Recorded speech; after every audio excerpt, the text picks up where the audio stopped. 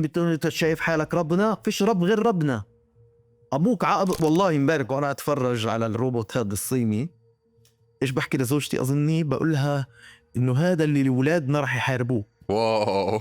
الشيء المحزن لما تقرا تاريخ هذه التكنولوجيا انه كثير من الاحيان اول شيء تجرب على العرب والمسلمين، وبعدين هذا لما يطخ الروبوت مش زي الانسان، لما يطخ ممكن رصاصة تصيب أو ما تصيبش، بيرتبك، بخاف، بعيدنش كويس. المستقبل إنه أنا بدي أدخل على بنتي جبيل في لبنان، أو أنا بدي أدخل على مخيم جباليا، أو بدي أدخل على مخيم جنين.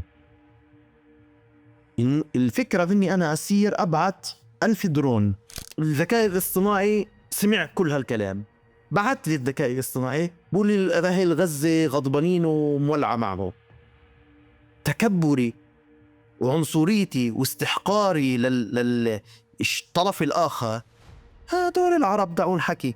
السلام عليكم، اسمي طارق عكش من القدس، باحث في مجال السياسة الدولية وخاصة استخدام التكنولوجيا الحديثة وتكنولوجيا الذكاء الاصطناعي في الحروب وفي الاستخدامات العسكرية، ولكن أيضا في مجال المعلوماتية والتلاعب في وعي الناس والجماهير. هذا حوار في بودكاست اللي بياخد جانب ودي حميمي. شعرت فيه اني انا بحكي مع صديق قديم، بعبر يعني عن مشاعر وافكار وتجربة حياة، وفي نفس الوقت معلومات اللي اكتسبتها في مساري، معلومات اللي ممكن انه تكون مثيرة لاهتمام الناس، خاصة مع محاور اللي بيعطيك الفرصة انك تفكر بصوت عالي وتطلع منك المعلومة بشكل انه زي كأنك قاعد مع اصدقائك او عيلتك، فبتيجي بشكل ألطف وأكثر للسهولة للإنسان يسمعها ويفهمها ويشعر بارتباطه فيها.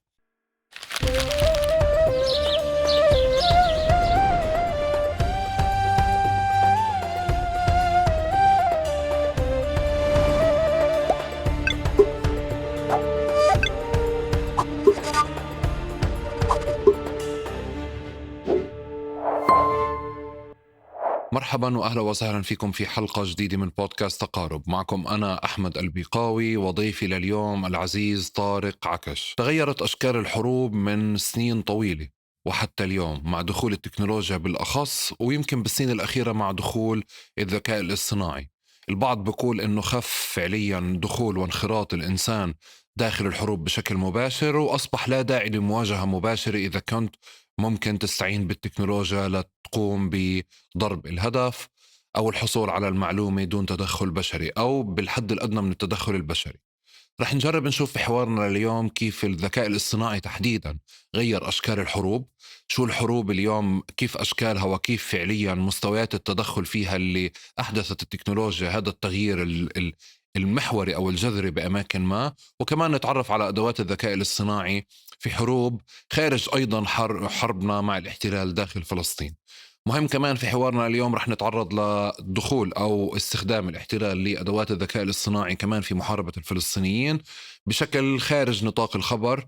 رح نجرب نشوف نتبع كيف طوروا هذه الأدوات على مدار السنين الأخيرة، وكيف جربوها علينا وقديش ناجحة. وبذات الوقت مهم كمان نجرب نشوف مع بعض كيف المقاومة وكيف الفلسطينيين وكيف هذا النوع من أشكال التنظيمات تستفيد أيضا من هذه الأدوات، تستفيد من التكنولوجيا وأدوات الذكاء الاصطناعي بالأخص.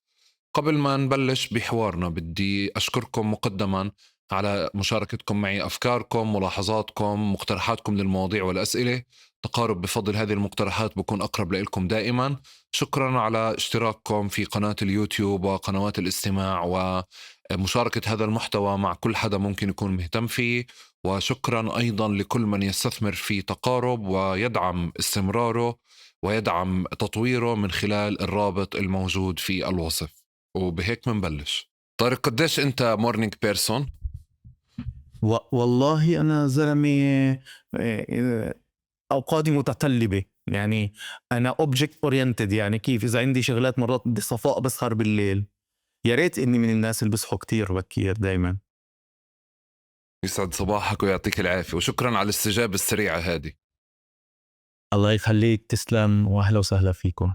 طارق، كنت بسمع قاعد الصبح بدري وائل الجغوب في مقابلة له عملتها الزميلة لينا في بودكاست بودكاست اسمه مسار. ف بتعرف لأنه هو طالع بعد 24 سنة، فبحكي على أشكال فعليا بأشكال العمل السابقا ما قبل ما طلع، بحكي على نوعية الأخطاء اللي موجودة.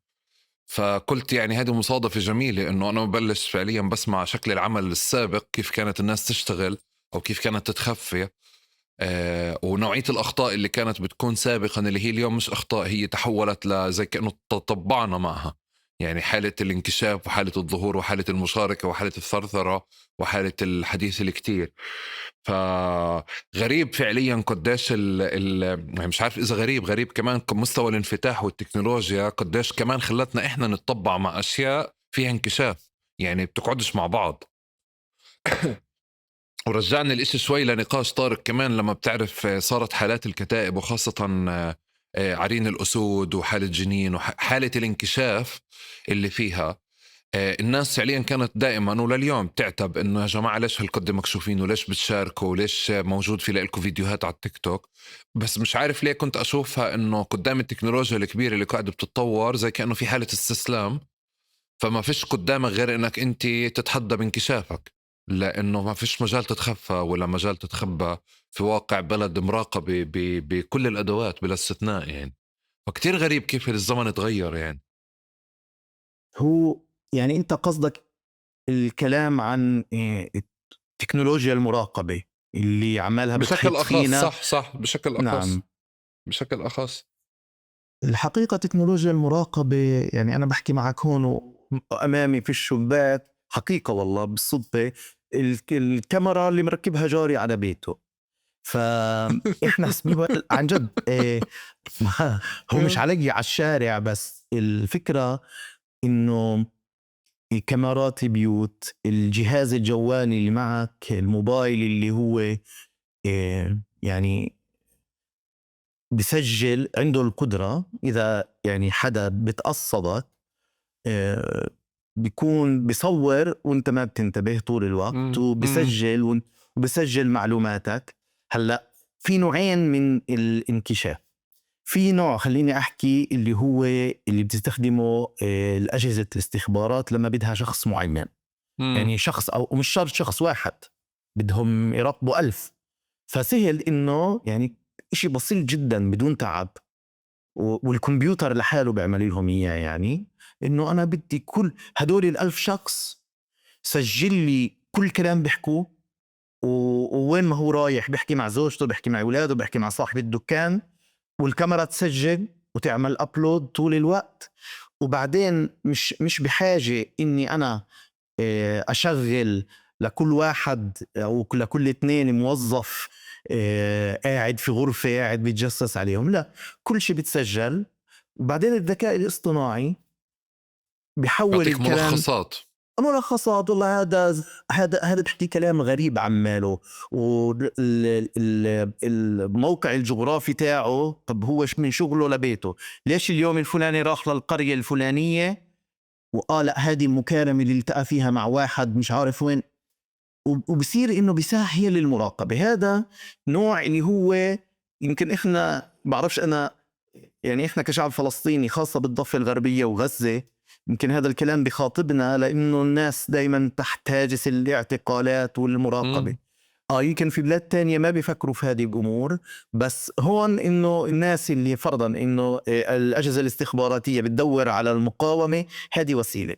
هلأ في إشي جديد في العالم، إشي نوع تاني في العالم اللي هو طبقة مختلفة. إنه مش إحنا بندور إنه بدنا نشوف أنت بتشتغل عمل مقاوم ولا لا، فبدنا نسجل كل كلمة بتحكيها ونصورك وشو بتحكي مع زوجتك. لا، في نوع تاني إنه مراقبة مجتمعات معينة بشكل كامل بدون تقصد لأشياء زيادة حساسة، إنه يدخل شو بتحكي مع ابنك في، لا، إنه مجرد إنه كل زي ما تقول الأثر تاعك، كيف الواحد زمان كان يمشي بالصحراء بترك أثر على الأرض، انت واني مواقع دخلت انترنت، شو السيرش اللي دورته، شو الاشياء اللي بتشوفها على التلفزيون، شو النكت اللي بتحب تسمعها، كلامك مع الناس كلهم بيحكوا مع بعض على ايش، على الواتساب. هذه الاشياء بيصير جمعها وتحليلها على مستوى جماعي، إنه إحنا نشوف المجتمع هذا وين رايح، شو بيفكر. في أنا مرة كان لي زميل، يعني كان زميلي في الدكتوراه، هو بالأصل دارس فيزياء، وكان هو أبحاثه بالفيزياء في مجال نظرية الفوضى. أجا على السياسة الدولية وعلوم الصراعات عشان كان عنده فكرة، وانبسط علينا طبعا، إنه أيام ثورات الربيع العربي الدول الغربية صارت تقول طب إحنا كيف، هذه مشكلة، كيف بدنا نعرف إنه الدولة والشعب هذا باتجاه ثورة أو بده يصير حدث كبير. فصار إنه تعالوا انتوا يا ناس جايين من الفيزياء مثلا وعندكم إنه كنتوا تدرسوا كيف الذرات والجزيئات في السديم الكوني ولا في دخان عمالها بتتحرك بشكل فوضوي، صار عندكم طريقة تفهموا إنه مش كتير فوضى، لا ممكن أحذر وين الاتجاه، تعال احذر لي حركة الجماهير وين رايحة مسبقة، اللي هو التنبؤ. فصار مزج بين إنه أنا براقب بجمع معلومات وبعدين بدي أشوف أنا مش فلان شو بيعمل مع مين بحكي، أشوف المجتمع شو بفكر، وين رايح، شو مشاعر. هذا مستويين. طبعا في أشياء في مراقبة يمكن نحكي عنها بعدين، شيء اسمه psychological profiling، اللي هو بعرفش بالعربي profiling، إنه أنا هون مرات بستصعب، بخطرش ببالي مرات أحفكك أترجمها عربي، بس إنه نعرف هذا الشخص إيش الخصائص النفسية تاعت هذا الإنسان، ونصنفه التصنيف النفسي للبشر وعلى مستويات ملايين من البشر. هذا عشان يستخدم في أشياء كتيرة. هو بالأصل استخدموه عشان التسويق، يعني بالأصل هيك بدل علم إنه إحنا بنراقب. بدأ الموضوع في بحث بواحد اللي بعدين اشتغل في كامبريدج أناليتيكا، هو أصله روسي بس درس عمل الدكتوراه في بريطانيا. بقول لك أنا من اللايكات اللي أنت بتحطها بالفيسبوك وأشوف وأنت بتيجي تعمل سكرولينج، يعني أنت وين وقفت الإشي اللي عجبك وما عجبكاش، أنا ممكن من كذا لايك أصير أعرفك زي أكني جارك أكتر، زي أخوك أكتر، زي إمك. مش بكل شيء، بخصائص نفسك. في شيء إمك ممكن ما بتعرف عنك، إنه عندك نقطة ضعف معينة، أو عندك يعني في إشي بيجذب انتباهك، أو الإشي اللي ممكن يدخلوا لك فيه. فهم بياخدوا هذا. يعني في ناس مثلا، خليني أحكي هيك تجيب لك مثال وين استخدموها. هم استخدموها بعدين إيش في السياسة، إنه عشان يتلاعبوا، اللي هي رح يكون بتخيل جزء من حوارنا، إنه التحكم بالوعي تاع الجماهير، إنه إحنا كيف نسيطر على عقول الجماهير. فبدي أجيب لك مثال أنا كتير بستخدمه، إنه إحنا في شخص حلل نفسيته إنه هو انتروفيرت زي ما بيحكوا بالإنجليزي، إنه هو منكمش على نفسه، بحبش الناس كتير، بحبش، وممكن أكتر إذا دخل في أشياء إنه بحبش الغرب. هلأ نصير أنا بدي إياه يا عمي إنه أنا مثلا في بلاد زي أمريكا بدي يكره المهاجرين. هذا بضبط إني أستهدفه في إعلانات، مش بس إعلانات، أخبار وفيديوهات، إنه والله المهاجرين المكسيكيين ولا من العالم الثالث هدول مجرمين، هدول بيأذونا. ليش؟ لأنه أصلا بخاف من الغرب.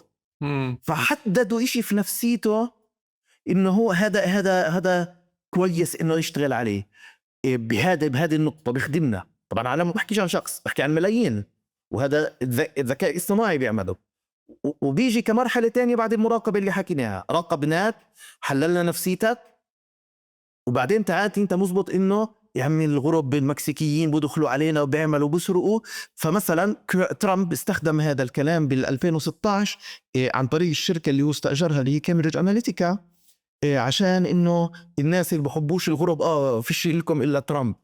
هذا ترامب بده يطلع المكسيكيين والغرب برا والمهاجرين. فاستغلوا انه احنا بنعرف نفسيتك عشان نكبر هاجس معين عندك عشان يخدم أهداف سياسية إلنا.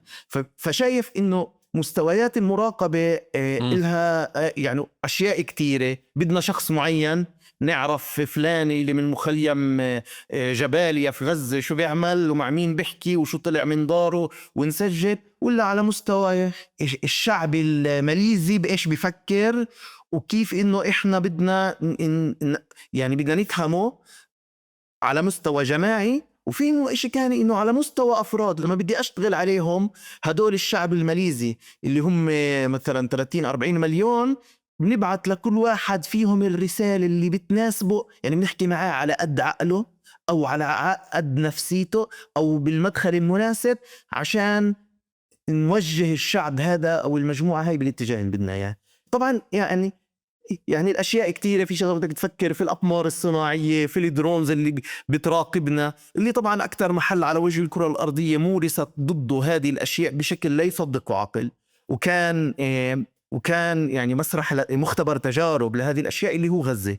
في كان فيلم وثائقي عمله مخرج يهودي، بس يعني هو يعني ضد الصهيونية، أو يعني مع إنه ابن قائد كبير كان يعني من فقاد التاريخيين الإسرائيليين، اسمها معبدار يعني المختبر. إنه كيف غزة كانت إنه المؤسسة العسكرية والمؤسسة الصناعية العسكرية والاستخباراتية الإسرائيلية تستخدمها إنه بتجرب فيها أسلحة وغير هيك هذه الأشياء الاستخباراتية والتجسس عشان تبيعها للناس. تقولوا والله إحنا بدكم تروحوا تشتروا من بريطانيا حاربت مين يا عمي؟ أو بدأت تقول بريطانيا بتحارب ما هي ألمانيا بتحارب مين؟ إحنا هي إحنا جربناه على أهل غزة. إحنا التجسس عندنا جربناه على أهل الضفة وغزة والعالم العربي بشكل عام. فبالتالي إحنا أكثر محل حتى وسائل المراقبة يعني استخدمت فيه بتكنولوجيات مختلفة كان غزة. وبس زي ما يعني احنا شفنا في الأحداث السنة ونص الماضيين برضو هذا ما ساعدهم مش يحذروا وين رايحة غزة. وبنفس الوقت بكون أحيانا أفكر إنه طب الملجأ أو الهروب أو المهرب من هذه المساحات اللي أنت بتحكي عنها هو الإنسان إنه يختفي تماما. يعني زي مثلا تجربة اختفاء الشهيد السنوار لما فعليا انقطع أو اشتغل فعليا أو استمر فكرة خروجه من السجن، أو أبو خالد الضيف. بس كمان أنت بتصير تطلع على شكل تداخل أو انخراط الناس بهذه الأدوات أو استخدامها، وكمان سلوكيات الناس اللي تغيرت. حتى أنت طارق إذا بتاخد فعليا قرار شخصي بأنه ما يكون لإلك بصمة أو ما يكون لإلك بصمات متعددة، قدرتك على منع هذا الإشي كتير أقل مع مستوى انخراط الناس كلها، يعني مع مستوى انخراط المجتمع ككل. وبتعرف بنفس المنطق زي زمان كان في البروفايلات السوشيال ميديا برايفت فأنت تتحكم، بس اليوم أنت صارت الناس بتدخل على بيتك بتصور جوا وبتطلع. ففي كمان سلوك غير الأدوات، سلوك اليوزر، سلوك المجتمعات. أنا تفضل. أنا آسف بس أنت ذكرت في شغلة أنا ما سمعت حدا بيحكي فيها وأنا ما عندي معلومات عنها، بس تحليل معين إنه لما إسرائيل أعلنت إنها اغتالت الضيف، الطريق كنت متابع الإعلام الإسرائيلي طب ونتنياهو والكذا والأشياء. هلا بصراحة أنا حسيت من سياق الحكي تاعهم، يعني أنا عندي سيناريو ما عندي عليه أي دليل ولا عندي أنه، بس كأنه كان عندهم إنه في حدا لقط صوته في مكان معين بيكون، وهذا إنه مش عن طريق جهازه، يمكن هو بيحمل جهاز لأنه هيك الناس بيحكوا، يعني إحنا نسمع في الأخبار لأنه منتبه لهالأشياء. بس ممكن إنه هو التقف شخص معين أو راح في مكان معين وبدون ما يكون هذاك الشخص يعني لا بكل بساطة إنه هو مش طافي جهازه أو جهازه قريب وكون هم مستنفرين هذه المنطقة من دور، فممكن إنه تسجل الصوت. فهلا لما يتسجل إحنا بنعرف إنه والإشارة الإلكترونية تاعت الجهاز هذا الجوال معروف يعني التحديد الجغرافي تاعها، فبصير عندهم يعني طبعا مع معطيات أخرى إنه وين المكان بالضبط. أنا شعرت هذا الكلام من أشياء معينة إنه هم كانوا متأكدين من إنه الصوت زي أكني أنا سمعت إيش إنه ممكن إنه نسمع صوته في مكان معين، ولكنه هو ما بيحمل الأجهزة زي ما أنت قلت إنه مرات إنه الشخص نفسه أنت بتحكي عن المقاومين وكذا، إنه هو بيكون حذر، بس مرات إنه اللي حواليك بيكونوش بنفس الحذر، أو بتحكي مع شخص عادي في الشارع فهو جهازه لجارك أو البياع الدكان صار مشكلة يعني. بس أنا في شغلة كمان مرة بحكيها. زي كاميرا جارك فعليا، هي بالضبط انه انت فعليا هلا ممكن احنا قاعدين بنحكي بموضوع ما وكاميرا جارك يتم استخدامها على بيتك، ولا استخدامها ضدك او ضد مراقب، او استخدامها لمراقبة اي شيء بصير عندك فعليا باي وقت. يعني شيء بيتجاوز حتى انت شو بتفكر، لانه الادوات احنا حتى صرنا نستخدمها وصارت تتحول علينا عكسي. يعني بدي ارجعك بس كمان لإشي تاني، وبعدين بدي أتعرف عليك عشان أشوف تداخل المستويات المتعددة من المعرفة في حياتك. إنه بتعرف في إشي الناس في البلد صارت موضة الكاميرات، بس كمان يعني فكرة لما دخلت بشكل سريع جدا بتحديثات سريعة، فالناس ما واكبت، فصارت بتنزل أجهزة بكاميرات جوا البيوت. الكاميرات هاي وين بتبث؟ على إنه سيرفر، مين ركب لك إياها، مين حط لك الباسورد، زي كأنه أيام الراوتر زمان، إنه أنت بجيب لك الزلم الجهاز وعليها باسورد وبقول لك تفضل يا عمي، بتحط ادمن ومن 1 ل8 وبتدخل بتشوف الارشيف تبعك. يعني هيك بتحس. فأسئلة الناس وين بتروح، وين بتيجي، وين كذا، أو المعرفة خليني أحكي والإدراك لهذه الكاميرا اللي أنا بشغلها لصالحي كمان، هل يمكن استخدامها ضدي، أو مين ممكن يشوف كمان، هذا المستوى الناس فعليا ما بتخوضه ما بتفكر فيه. طارق، أنا شاددني الحديث أنا وياك وعم نغوص، بس أنا قبلها بدنا نعمل هيك موضع بوزيشننج لإلك بالنقاش هذا كله، من خلال اتعرفنا على حالك كيف بتحب. أنا شفت إنه في محتويات كتيرة موجودة عنك في جوجل، مقابلات ومشاركات، وإنت ما شاء الله شخص منتج، فحابب أعطيك هذه فرصة تتعرف حالك كما تحب، هيك بشكل بايو جديد. تفضل. والله يعني أول شيء الحمد لله رب العالمين. يمكن أول شيء بعتز فيه إني أنا مقدسي من هذه المدينة الجميلة اللي مجرد الحياة فيها تعطي معنى لحياتك يعني، ومعنى جميل. وبزوروني أصدقائي اللي من برا بورجي لهم مجرد أنا وولادي عايشين هون بيساهم إنه يذكرك دايما في المعاني من القدس. نشأت فيها ودرست فيها وعشت مراحل اللي تجارب الشعب الفلسطيني، الانتفاضة الأولى وعيتها بشكل يعني جيد جدا. النشاطات الطلابية اللي كان موجودة في هذاك الفترة، والمدارس اللي كانت بؤر للتربية الوطنية في بلادنا. بعدين درست، بديش أحكي مسار حياة أعطي عناوين، بعدين يمكن إذا في شيء بيعني الناس. بعدين خرجت للأردن درست هندسة كهربائية. خليني أوقفك شوي هون. من أول الحوار وإنت بتديره كويس، بنحكي بعدين بهم الناس كذا هيك، انساك من الناس، انت معي. حاضر. درست، طلعت على الأردن، درست هندسة كهربائية لمدة اللي هي وقتها كان 5 سنين.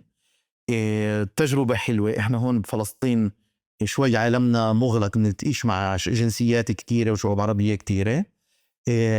رجعت على فلسطين واشتغلت في شركة أمريكية يعني في مجال الأشباه الموصلات سيمي كوندكترز واحد. يعني هي شركة أمريكية فاتحة فرع في جهة تل أبيب، ودخلت هذا بيسموه عالم الهاي تك، التكنولوجيا المتقدمة. وبرضه شفت هذا الموديل تاع الشركات الضخمة اللي بتنتج علم وتكنولوجيا وبتصنع وبتحول لرأس مال. بس طبعا على باب الشركة اللي وأنا داخلها كان في عالمين، عالم أمريكا وعالم إسرائيل. فكنت دائما أشعر حالي إنه أنا بالآخر صرت اللي تعبوا علي أهلي والمدرسة وكذا، بالآخر أنا بخدم هدول العالمين وباخد مقابل ذلك راتب.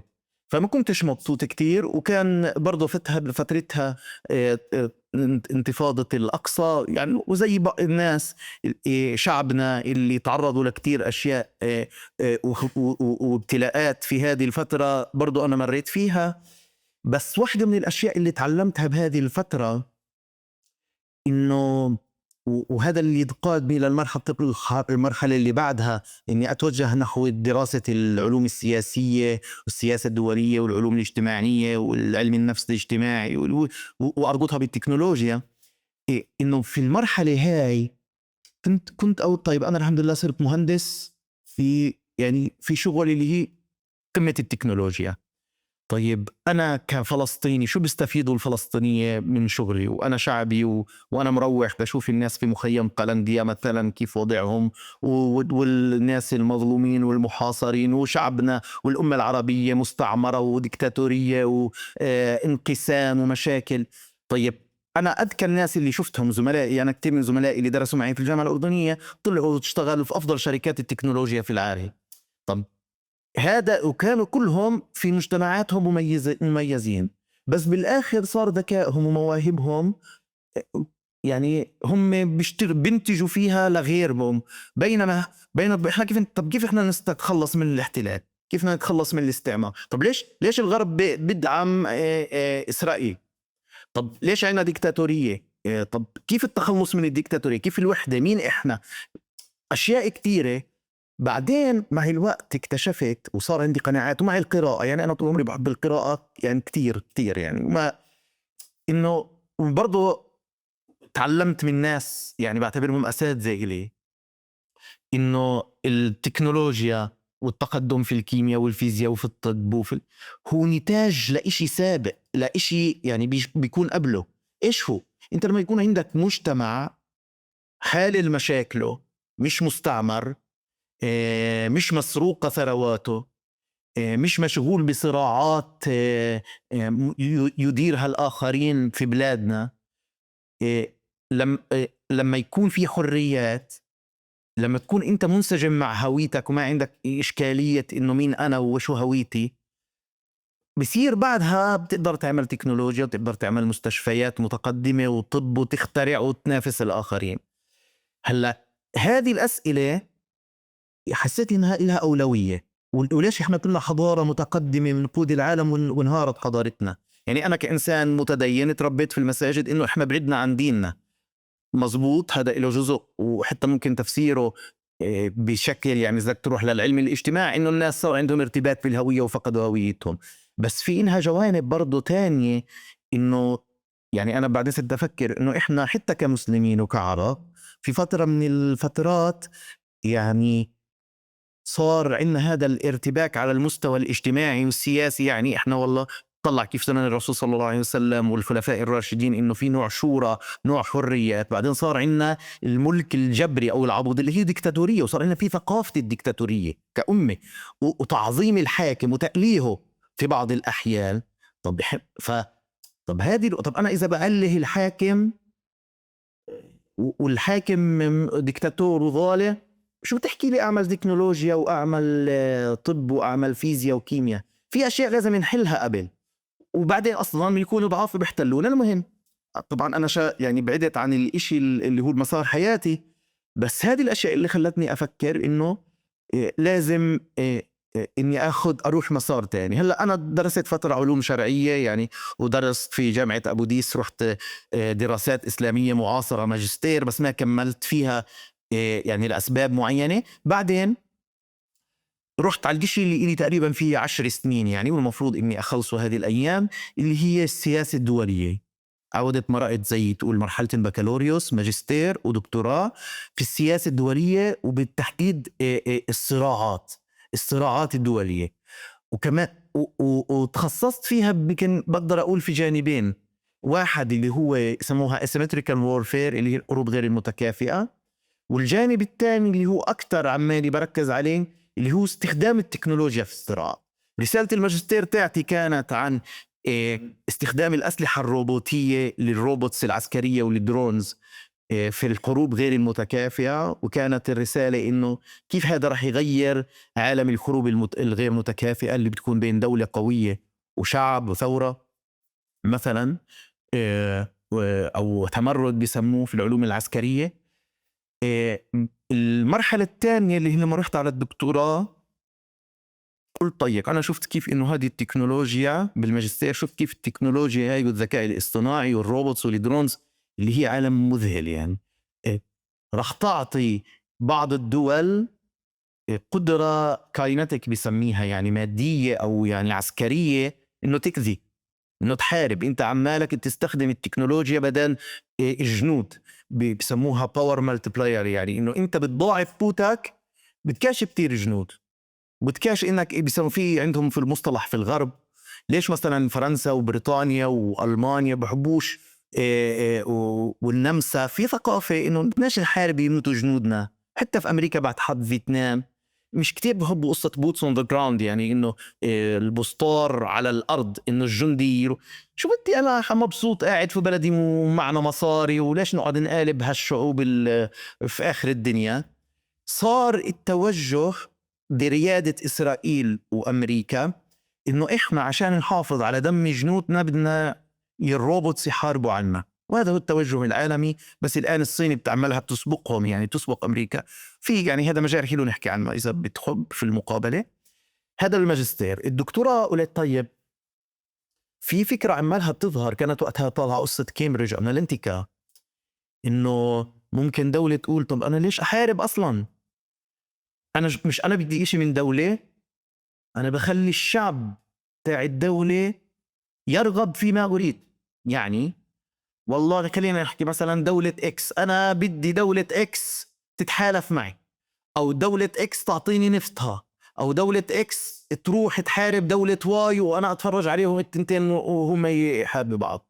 زمان كنت بدي أهددهم، بدي مش عارف شو أعمل، بدي أخذ نفتهم، بدي أتحرك بطريقة معينة. الآن أنا شفت يعني في هداك السنوات أنا بديت الدكتوراه إرهاصات لشيء قادم مخيف، اللي هي قضية اللي أنا بسميها السيطرة على العقول أو السيطرة على الوعي، اللي هو power over minds. مرة كتبت في مقال إنه أنا التكنولوجيا هذه اللي حكينا عنها بتتيح لي محاصرة كل فرد في هذا الشعب بمعلومات وأفكار اللي بتغير نظرته للأمور. طبعا فيش إشي كامل وبينجحوش 100% ومش دائما، وفي تعقيدات، بس بشكل عام هذه الرغبة وهذا اللي بيحاولوا يعملوه، وهذا بيستثمروا فيه مليارات. إشي بتتصوروش إنه أنا هذا الشعب.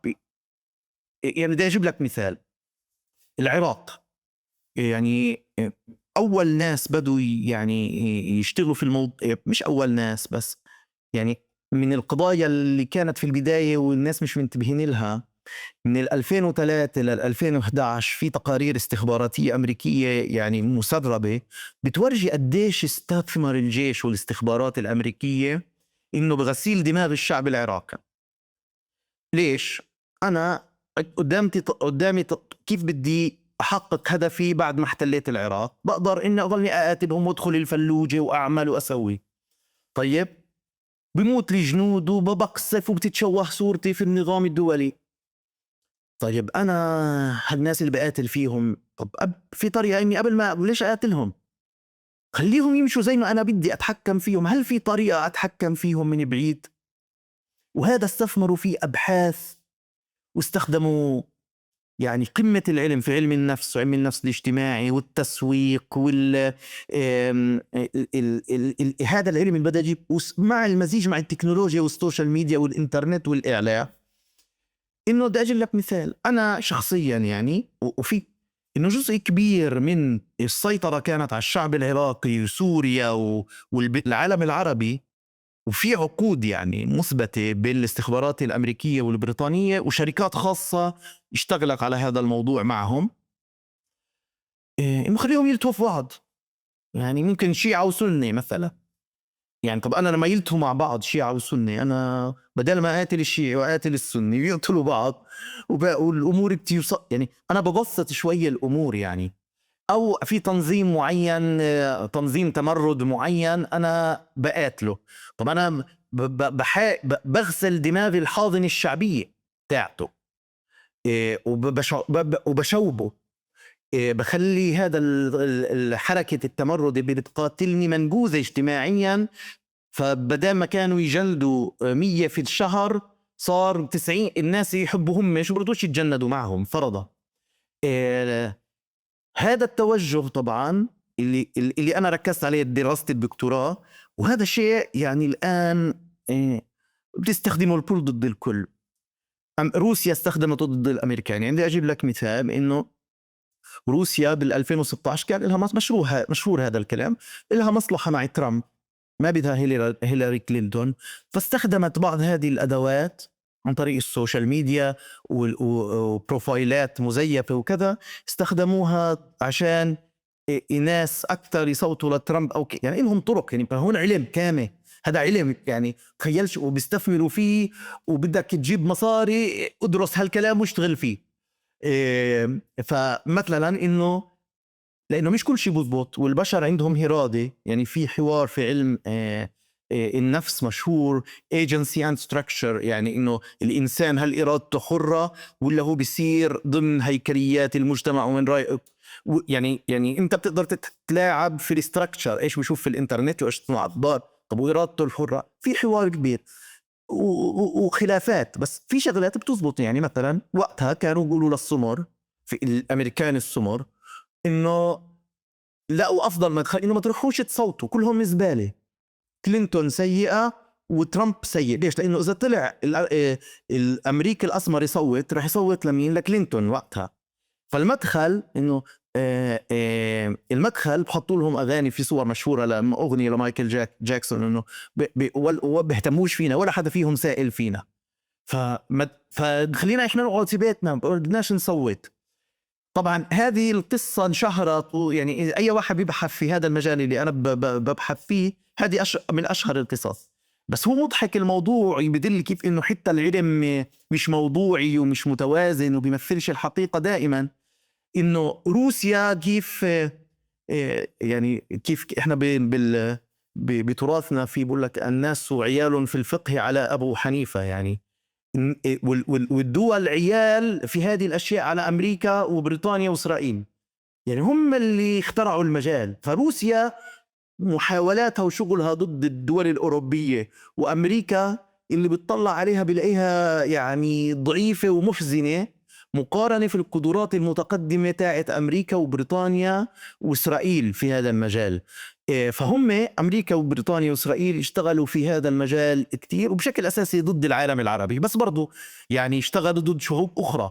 يعني مثلا بال2010 تخيل أمريكا عملت سوشيال ميديا نتورك، يعني بلاتفورم، يعني عملت إشي زي فيسبوك أو تويتر، إشي هو أشبه بتويتر، اسمه زونزينيو بفنزويلا. وأهل فنزويلا راحوا سجلوا، وأنا بروفايلي على الشركة هاي، وأنت بروفايلك، وبنحكي آرائنا السياسية. بالواقع هذه البلاتفورم هي مش حقيقية، هي عملتها المخابرات الأمريكية عن طريق ذراع إلها في USA. إنه والناس في فنزويلا ما بيعرف إنه هذه سوشيال ميديا موجهة عشان إنه الاستخبارات الأمريكية تتلاعب في الشعب أهل فنزويلا بطريقة معينة، وتوصل لهم أفكار طبعا اللي هي ضد الحكومة الفنزويلية اللي معتبرها أمريكا مشكلة بالنسبة إلها.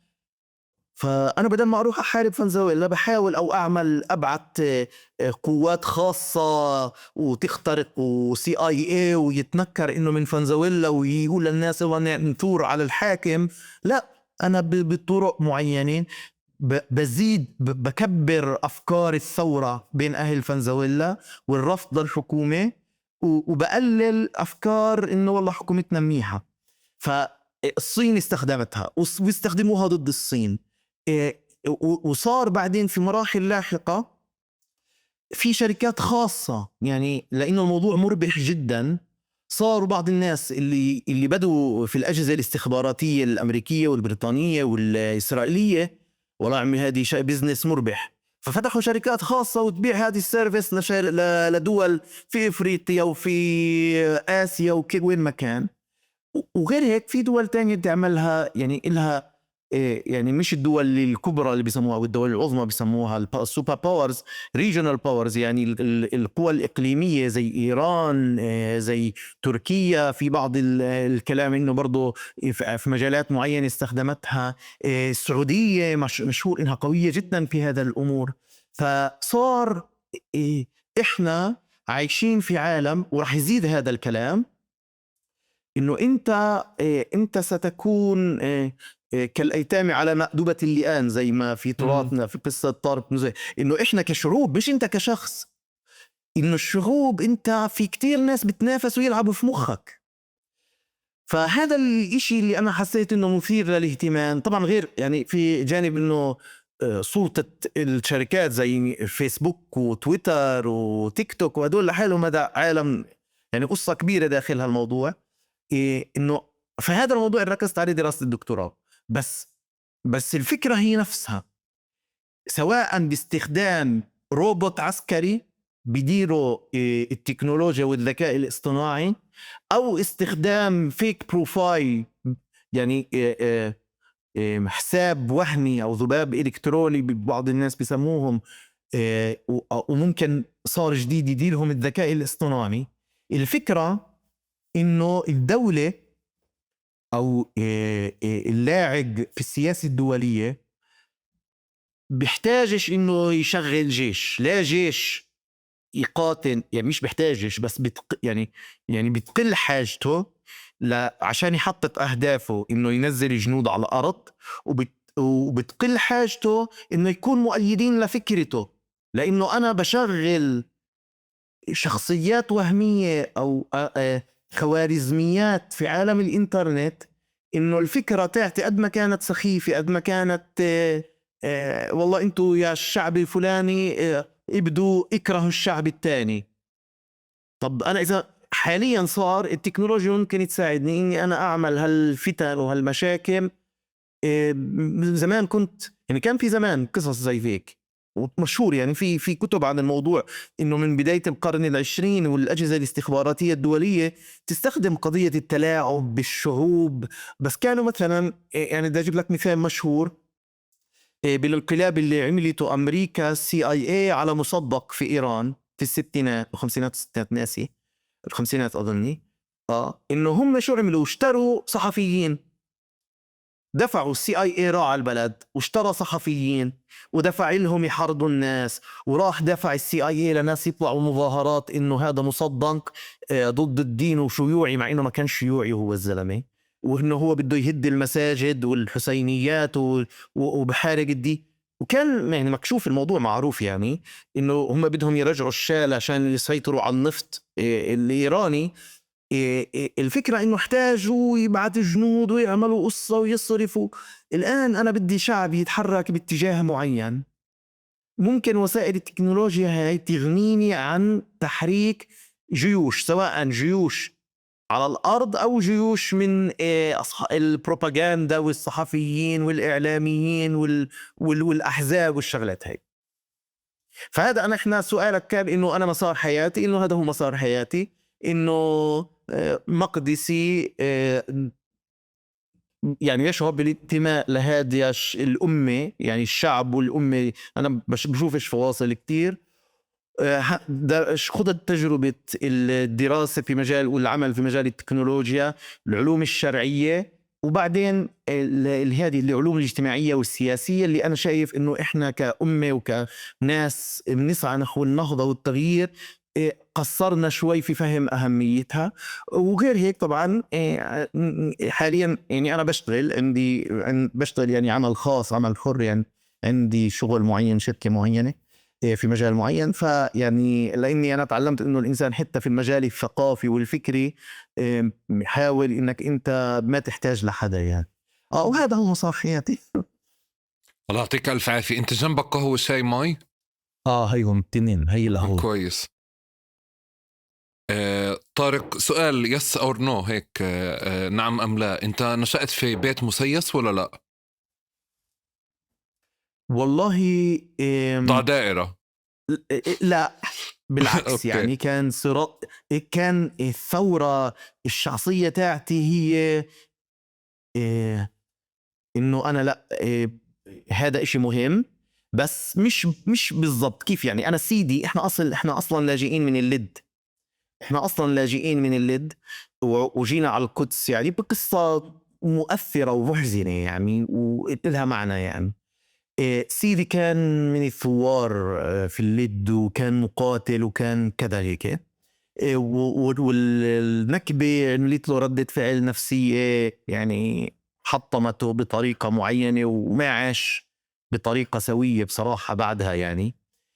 بس كان التجربة السياسية محزنة. يعني أبوي كان من الجيل اللي بيعشق عبد الناصر، ولما صارت الهزيمة يعني كيف بقول لي 3 أيام أنا غايب عليك، يعني مش عارف وين شو صار فيه. إنه لما شفت كانوا ساكنين في بيت حنينة في القدس، لما شفت الدبابات الإسرائيلية بتوصل بيت حنينة، كان شاب صغير عايش على كلام عبد الناصر والتحرير والأمة العربية، وبعدين لقينا فجأة الدبابات عنا، فصار عنده صدمة. فكان في حس وطني وسياسي قوي جدا، واهتمام قوي جدا، بس خايف يعني إنه بدناش نعمل شيء أحسن لا يصير وكذا، وخايفين من هالولد المتمرد اللي ممكن يعمل لنا مشاكل. طب طارق، أنت بالأساس إذا بدي أرجع لنشأتك لطفولتك، القصص الأولى أو القصة الأولى يمكن اللي ممكن تستحضرها اللي عملت لك هذا الاشتباك مع المواضيع، لأنه كمان شفت المشهد اللي أنت حكيته على قضية العلم، يعني انك انت كنت موجود وحاضر في مكان فيه علمين، وانت شاعر انه في تناقض موجود. انا بفكر انه هذا التناقض يعني في ناس بتمركه، يعني عادي بتضل تمرك من جنب الاعلام هذه وبتقدر تتطبع معها وتتماهى معها، بس حالة رفض التماهي او حالة الاشتباك هذه اللي موجودة فيه لإلها اصول بالنشأة. ممكن ترجعني للمشهد الاول اللي ممكن تتخيله؟ والله تستغرب، مثلا في مشهد بتذكر وانا صغير، يمكن عمري 3 سنين اشي مثل هيك. مش متذكر يعني انه في عمر انا ناسي، يعني في عمر اللي الناس ما فيش عندهم ذاكرة، بس انا بتذكر انه ستي امي الله يرحمها بتحكي مع امي عن مجزرة صبرا وشتيلا. كان عمري 3 سنين مثلا. في مشهد مشاهد الانتفاضة الأولى، إنه ابن صفي وإحنا طالعين من المدرسة بيلحقوا مستوطن وبضربه لأنه هو شك إنه ضرب حجر على سيارته. يعني أنا بتحكي صف ثالث، وبنزل المستوطن ركب مع السلاح بطخ بالهواء وبيلحق الولد الصغير اللي يمكن عمره 10 سنين أو لا شو أقل يعني، أو بضربه. تاني يوم بيجي الولد على المدرسة ما حبسوهوش، بس أجا إيده مكسورة. بتذكر مشاهد إنه بالانتفاضة الأولى إنه هجموا الجيش وإحنا بنستنى أمي تيجي تاخدنا بالسيارة، فرحنا تخبينا في حضانة. أنت بتحكي عن عمر 9 سنين، 9 سنين و10 سنين، والمعلمات الحضانة يخبونا تحت مش عارف شو محل شيء عشان بس إذا بس دخل. طارق، بالقصص هذه اللي انت عم تستحضرها في حدث هلا هيك وانت عم تحكي عنه مش بشكل سردي ترك جواك اثر او علم جواك او حسيت انه هيك تويست على مستوى المشاعر؟ في إشي كبير أنا في حياتي، إنه في إشي استراتيجي كبير في حياتي، إنه وأنا عمري 6 سنين 7 سنين، يوم من الأيام كنت في مدرسة، يعني ما كناش في بيئة متدينة إحنا، يعني عيلتي مش كتير متدينين، ماخدة كان بالبيئة القريبة تاعتي بيصلي، أمي ما كانت تلبس لباس شرعي. كنت في مدرسة مختلطة، يعني مش البيئة اللي التقليدية في القدس. بس الأستاذ الدين علمنا إنه علمنا الصلاة، وقالنا في صلاة الجماعة روحوا على المسجد صلوا صلاة الجماعة، يعني تعلموا شوفوها. فمرقنا جنب مسجد في حارتنا هون في بيت حنينة. وهذا أهم حدث في حياتي لحد الآن، لحد هذه اللحظة على الإطلاق. يعني كان أعظم النعم في حياتي إنه بقدر إنه بحكي ماما نزليني عند المسجد، الأستاذ قالنا هيك، مع إنه قلت ما كانت وقتها، يعني الحمد لله ما شاء الله الحمد لله الكل بيصلي ومتدين، بس وقتها أمي ما كانت تصلي. صار يعني ما في مانع انزل صلي بماما، تركتني وراحت. لما دخلت المسجد بعد صلاة العصر خلصت الصلاة، ففي إنسان قاعد في زاوية المسجد، أجوا حوالي الأولاد ولطيف وبضحك معهم، شاب يعني، وبضحك معهم وبيمزح معهم وكذا. بعدين أجا يعطيهم قصة، إنه يحكي لهم قصة الرسول صلى الله عليه وسلم. فشافني هيك إنه ولد أول مرة بدخل على المسجد، فنداني وقعدت معه. فكان هي طبعا يعني هذا الشخص والله أحكي اسمه هلا، ف بس إنسان يعني لو حكيت اسمه بنعرف اسمه، بس إنسان رائع، وهو إنسان اللي هو أعطاني هذه الصورة المثالية اللي صبغت كل حياتي وعملت مع يعني إيش هي الحياة وإيش كان إنسان جدا لطيف. كان برضو بدرس هندسة وكان متدين جدا وروحاني جدا، وفي نفس الوقت كنت لما نطلع من المسجد أنا وياه جيراننا المسيحية بموتوا عليه من كتر ما هو لطيف وخدوم ويعني وهو هذا الإنسان والبيئة هذه بيت المسجد اللي زرعت فينا هذه المعاني الجميلة اللي هي معاني اللي بتنزج بين الجانب الروحاني وعبادة الله والقرآن وأهميته، في نفس الوقت مزجها في معنى فلسطين والتضحية لأجل فلسطين، وبعدين الانتماء للأمة. طبعا هذا الشخص فيما بعد يعني ما اعتقل وصار معه أشياء كتيرة وتحول له معنى رمزي يعني معين في المجتمع وفي بين الشعب الفلسطيني طب ليه وبين بدك أهل تحكي القدس. اسمه إم-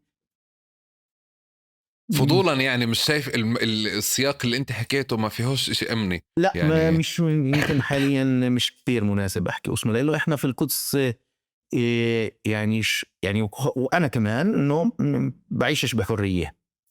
إيه، استشهد هو يعني لانك حكيت اعتقل، نعم عايش نعم او نعم نعم نعم نعم.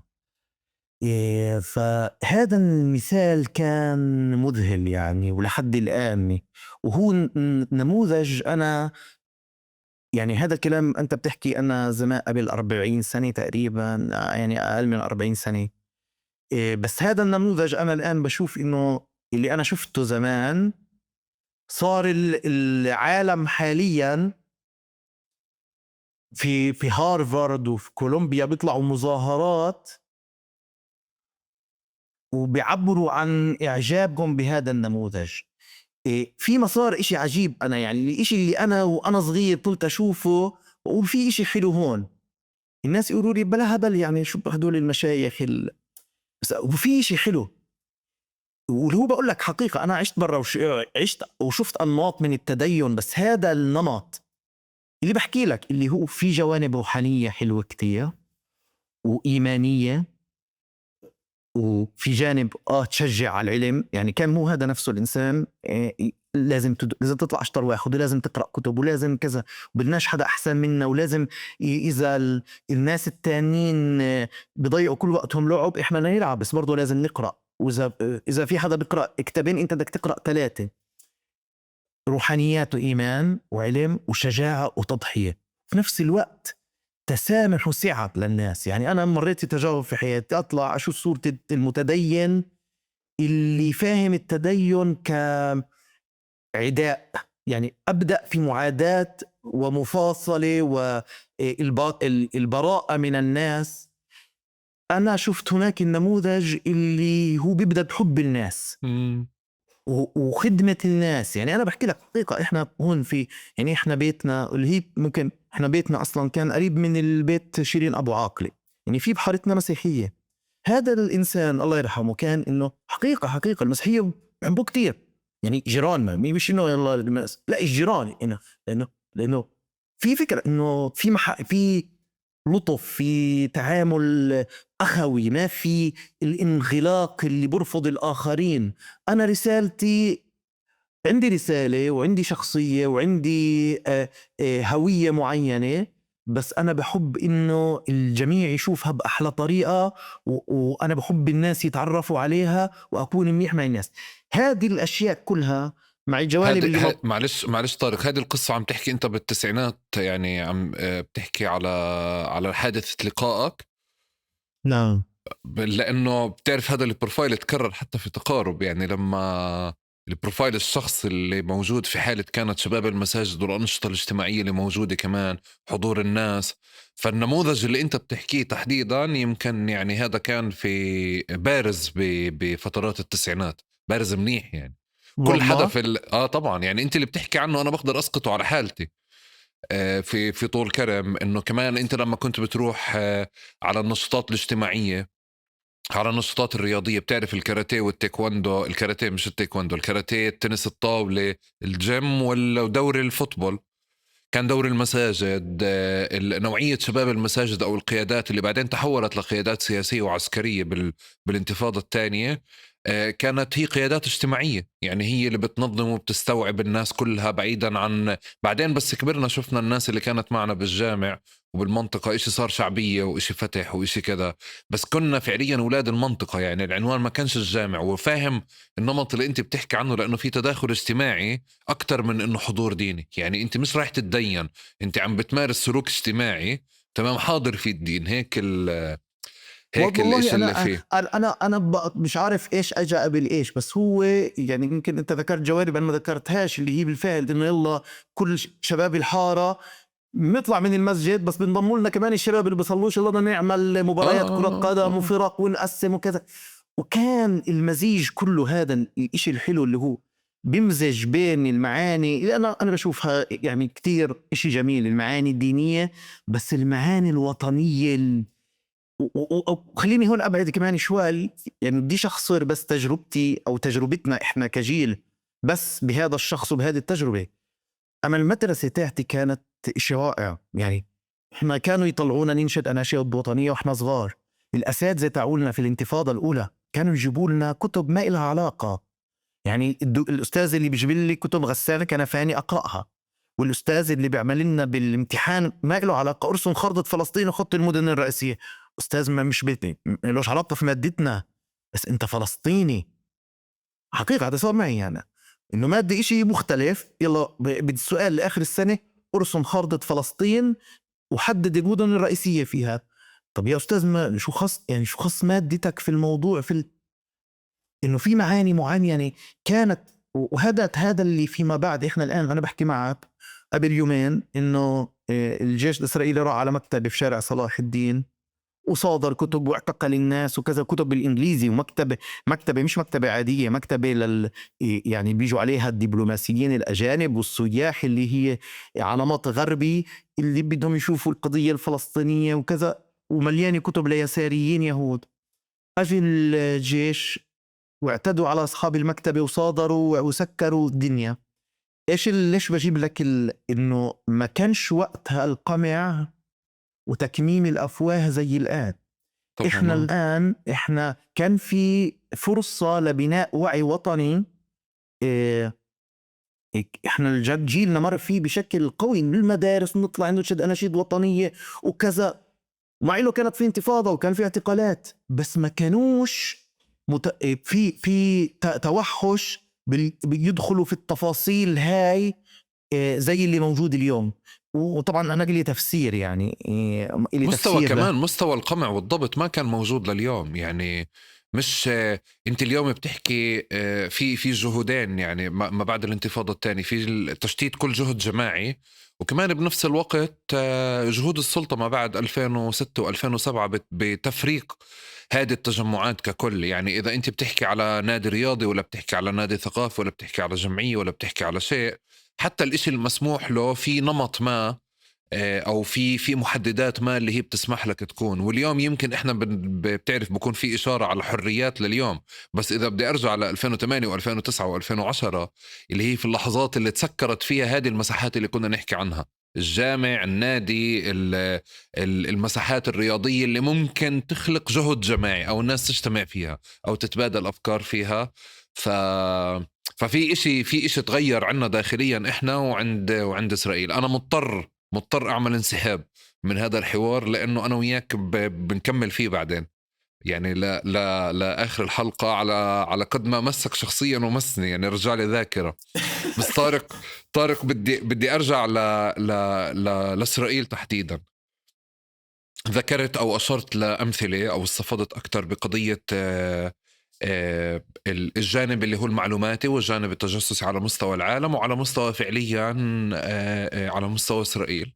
بدي أجرب أخذ الجانب الثاني اللي هو الدفاعي والهجومي أكثر، فيما يتعلق بالتدخل البشري أكثر، واللي انشغل عليه بأنه الإنسان يتراجع. يعني إذا بدي أخذ أنا المثال اللي بنقدر نستحضره بآخر 10 سنين إذا بتبلش لنا فيه، اللي هي قضية الدرون. كيف بلشت من مكان كتير متواضع صغير وصلنا للمحل اللي احنا تفاجأنا في الإبادة بكمية استخداماتها. نعم.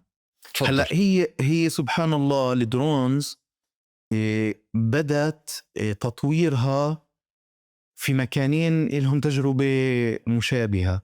اللي هو في أفغانستان، أمريكا في أفغانستان ولاحقا العراق، وإسرائيل عشان جنوب لبنان، وبعدين يعني الضفة الغربية وغزة. وكثير أمثلة في شيء محزن. يعني أنا بدي يعني أنا وصلنا في الجوانب الأكاديمية أني أنا مختص في التكنولوجيا الصراعات أو التكنولوجيا العسكرية. الأشياء المحزنة لما تقرأ تاريخ هذه التكنولوجيا إنه كثير من الأحيان أول إشي تجرب على العرب والمسلمين، يعني لدرجة يعني أشياء مذهلة. يعني تخيل إنه استخدام الطيران الحربي بشكل فاعل في بداية الحرب العالمية الأولى وقبلها أول إشي استخدم على العراقيين، تخيل في البريطانيين استخدموه. يعني دائما إنه إحنا بسبب إنه إحنا أمة ضعيفة ولكن القوي بخاف منا، بدهم يجربوا إشي بيجربوا فينا. أرجع بالفعل أول استخدام كان بأفغانستان والعراق. أمريكا كانت مش أول استخدام، إنه الدافعية للاستثمار والتعب والتطوير في هذه التكنولوجيا عقليتين بيواجهوا نفس الموضوع. إنه في نمط حرب مستمر طويل الأمد كانت تخوضه أمريكا بين قوسين ضد الإرهاب، وإسرائيل ضد برضو الإرهاب. وهذه مش حرب شهر وشهرين وثلاثة وبتخلص. وفي نفس الوقت أنا يا عمي بأمريكا بدي أولادي بديش يسافروا نص الكرة الأرضية يحاربوا قدر الإمكان، بديش يشغل الموضوع بالي كتير. ونفس الشيء إسرائيل بجنوب لبنان وقتها. فإيش بقدر إنه يصير حرب على نار هادئة بخسائر قليلة ماديا وفي حياة الجنود. وصار التكنولوجيا بتسمح إنه بدل ما تكون طائرة كبيرة وغالية ويمكن توقع إذا لا والله هدول الدرونز وفروا تكنولوجيا اللي هي رخيصة نسبيا، بقدر أطلع كذا طيارة وتراقب وتقصف، وبضطرش أدخل جهودي يستطلعوا المغر في أفغانستان أو الجبال في جنوب لبنان أو المخيمات في غزة، بيراقبوا في حدا من إشي مش عاجبنا بنقصفه. فصارت هذه الفكرة في أنا كان دكتور اسكتلندي يعني كان في علاقة معه ويعني وأنا بحترم كتير كتاباته، وأنا يعني تشاركنا أنا وياه بأفكار معينة. عنده رؤية إنه الإمبراطورية الأمريكية زي ما بسموها الآن عمالها كانت هذا الكلام قبل 10 سنين. في الإمبراطورية الأمريكية باتجاه إنها تكون شرطة على العالم. إنه إحنا كمان مرة إحنا آخر سنوات عمالها بتغير العالم على المستوى الاستراتيجي، الصين وروسيا وأشياء، بس قبل 10 سنين كانت أمريكا هي اللي بتتحرك في النظام العالمي. هلا هي بتتحرك بطريقة إنه والله الكرة الأرضية كبيرة، شو بدي أعمل فيها؟ أنا بدي أبعت جنود هون وهون وهون. الفكرة إيه؟ أنا بدي أعمل نظام شرطي يشمل المراقبة ويشمل التدخل العنيف والقصف والقتل، وأنا قاعد في صحراء تكساس، قاعد في مركز مراقبة، بطلع هلي درونز من حاملات الطائرات بتراقب وتصور مع الأقمار الصناعية، وفي والله مجموعة إرهابية مش عاجبانا بنقصفها. أنا رح مضطر أعمل هيك لأنه هذا العالم كبير، وأنا زي الشرطي بدي أضرب هول وأسكت هدول وأخوف هدول وأهدد هدول. فصار هذا النظام. هذه أمريكا. إسرائيل نفس الشيء. إسرائيل بتشوف حالها إنه في هذه المنطقة اللي هي عايشة بيها رح يضل في إلها رفض، ومع الوقت عمال يقول لك والله يمكن حكومات معينة تعمل معنا سلام، بس رح نضل الأبد الشعوب تكرهنا، وإذا حدود معينة سكتت حدود تانية بتنفتح.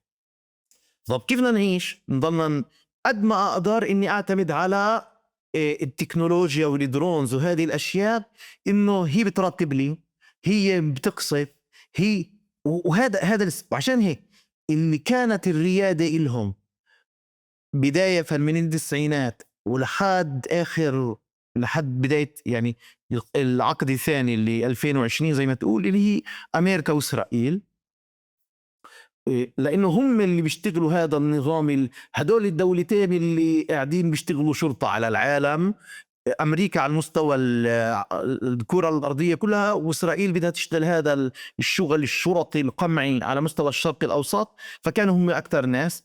بس في السنوات الأخيرة مع تغير إنه صار دخلت تركيا على الخط، الحرب في أوكرانيا وروسيا، إنه لقوا إنه هذه التكنولوجيا إلها يعني هي كتير بتوفر وكتير بتساعد. فصار اتسع الاستخدام فيها. الصين عندها تكنولوجيا. وفي شيء اللي هو المستقبل اللي نوعا ما مخيف، اللي هو السوارمز بالإنجليزي اللي سموه، اللي هي الأسراب. ايش هو الاسراب؟ انت حدا يعني حدا يدخل على يوتيوب يكتب سوارم اوف درونز مثلا، انه حاليا بتشوف لك الصين تعمل احتفال او كذا، بتطلع لك 2000 درون في الهواء بيعملوا حركات وبضوضوا. بس طبعا هذا يعني تعرف التكنولوجيا هم بيعملوها سو الهدف عسكري، انه الهدف انه انا بدي انا اسيطر. يعني مرات بخاف في شغلات بحكيها بخاف الناس يخافوا منها، بس لازم تنحكى. المستقبل وين رايح؟ المستقبل انه انا بدي ادخل على بنتي جبيل في لبنان، او انا بدي ادخل على مخيم جباليا، او بدي ادخل على مخيم جنين. الفكرة اني انا اسير ابعت 1000 درون. هدول 1000 درون بيقودهم الذكاء الاصطناعي، مش زي اليوم الدرونز بشكل اساسي بيكون وراه طيار قاعد زي العاب الكمبيوتر، هو بيقود وبقصف وكذا وكذا. في ذكاء معين للآلة انه هي كيف تتوازن، كيف كذا، كيف تصور وتعمل اشياء مع بعض، او يعني بتساعد المشغل. الفكرة اللي في المستقبل انه لا بس انت هون بالنهاية خلينا نحكي في الجيل تاع اليوم او الجيل تاع امبارح من الدرونز، بدك 1000 درون بدك 1000 مشغل وبقهم. الآن التوجه إنه 1000 درون بقودهم واحد أو بقودهم الذكاء الاصطناعي، بيجوا على المنطقة لحالهم، بيعملوا مسح، بيصوروا، بيطخوا، بقتلوا، بحيث إنه ما أقدرش أدخل جنودي. والإشي الثاني اللي هي على مستوى إحنا اللي درونز اللي هي بتطير في الهواء. المستوى الثاني إنه الجنود اللي على الأرض برضو. أنا مبارح قعدت ناديت ابني وزوجتي فون تعالوا اتفرجوا في شركة صينية، في شركة صينية مطلعة زي باسم كلب روبوتي. يا الله نسيت اسمها، كنت أكتبه عشان أحكيك في هذا ونسيت. مذهل. أنا يعني يمكن بعرفش بعد التسجيل إذا بدك ببعث لك رابط وإنه تحطه للناس، بعرفش إذا بزبط بعت لي معك كل الروابط اللي بدك اياها، رح احطها في الوصف، يعني روابط للناس اللي بدها وحتى اذا بعرفش اذا في طريقه بورجي الناس، بس يعني اكم من مشهد انه لا كيف هم بتحرك. هم تحت بشوفوه يعني نعم في الوصف. جميل. مثلا هذا الكلب الروبوتي هذا، انت حقيقه انا متاكد الناس اللي ما شافوهوش قبل هيك رح يشوفوه رح شوي يخافوا. هلا هذا الكلب الروبوتي انه هو بيقدر بدخل جوا العماره، بيطلع درج، بدخل طرق الاجرين البشريه بتقدرش. هذا انا ما كانش موجود قبل سنتين. كنت قبل أنا لما كتبت رسالة الماجستير بتاعتي كان في شركة اسمها بوسطن داينامكس، برضو عندها كلب روبوتي في أمريكا، وعندها روبوتس وبتستثمر فيها. وفي هذه في مؤسسة تاعت البنتاغون اللي بتمول اسمها داربا، بتعطيها مصاري، عندهم روبوتس تاعوهم وحتى وقتها الواحد والله بتخوف هاي. بس أنا لما شفت الروبوت الصيني امبارح إشي مذهل، الصحيح مذهل. قدرته على الحركة كان قبل الروبوت الأمريكي الإنسان حركته أفضل ومرونته أفضل. حاليا الروبوت الصيني مرن و أكتر من الإنسان. والمرحلة الجاي إنه هذا الروبوت يحمل سلاح. وبعدين هذا لما يطخ الروبوت مش زي الإنسان، لما يطخ ممكن رصاصة تصيب أو ما تصيبش، بيرتبك، بخاف، بعيدنش كويس. أنت عندك روبوت أسرع من الإنسان وبيقدر يطلع وينط ويعمل أشياء بيقدرش عليها الإنسان. ولما لما يطلق النار قدرته على التصويب والقتل من أول رصاصة أفضل من الإنسان. وتخيل لما يكون عندك 1000 زي هذا، وعندهم الذكاء الاصطناعي بيعطيهم القدرة إنه أدخل من هون ولا من هون، أطخ ولا ما أطخش، أرجع لورا، واتصالات مع اللي حوالي. يعني أنا بعرف إني بحكي أشياء تبدو خيال علمي، بس ولكن يعني والله امبارح وأنا أتفرج على الروبوت هذا الصيني إيش بحكي لزوجتي، أظني بقولها إنه هذا اللي لولادنا رح يحاربوه. بس انا املي انه ما يكونش اولادنا واو. يحاربوه. بقى طبعا مش هو، يعني اولاد الروبوت هذا، يعني كيف الجيل، يعني زي تحكي هذا فاهم. روبوت 01 لما يوصل زيرو او روبوت 20، بعد 20 سنة بيكون صار اوبريشنال بيسموه يعني، وبيصير بيحملوه سلاح وبيطلعوه. بس احنا بيكون وضعنا مخزن اذا احنا لساتنا بدنا نروح اولادنا يروح. ان شاء الله لازم يكون عندنا روبوت زيهم. وهذا نوعا ما من الجوانب اللي بتبعث على التفاؤل. يعني انا شخصيا ما يعني لما قبل كم من سنة كتبت رسالة الماجستير تاعتي، وأنا من نوع بديش أقول متشائم، بس مش متشائم أبدا، بالعكس أنا جدا متفائل، وممكن إنه إحنا باتجاه نهضة عظمى للأمة تاعتنا وإرهاصاتها نراها الآن. بس أنا دائما بقول إنه الواحد يكون حذر وما يتراخاش يعني.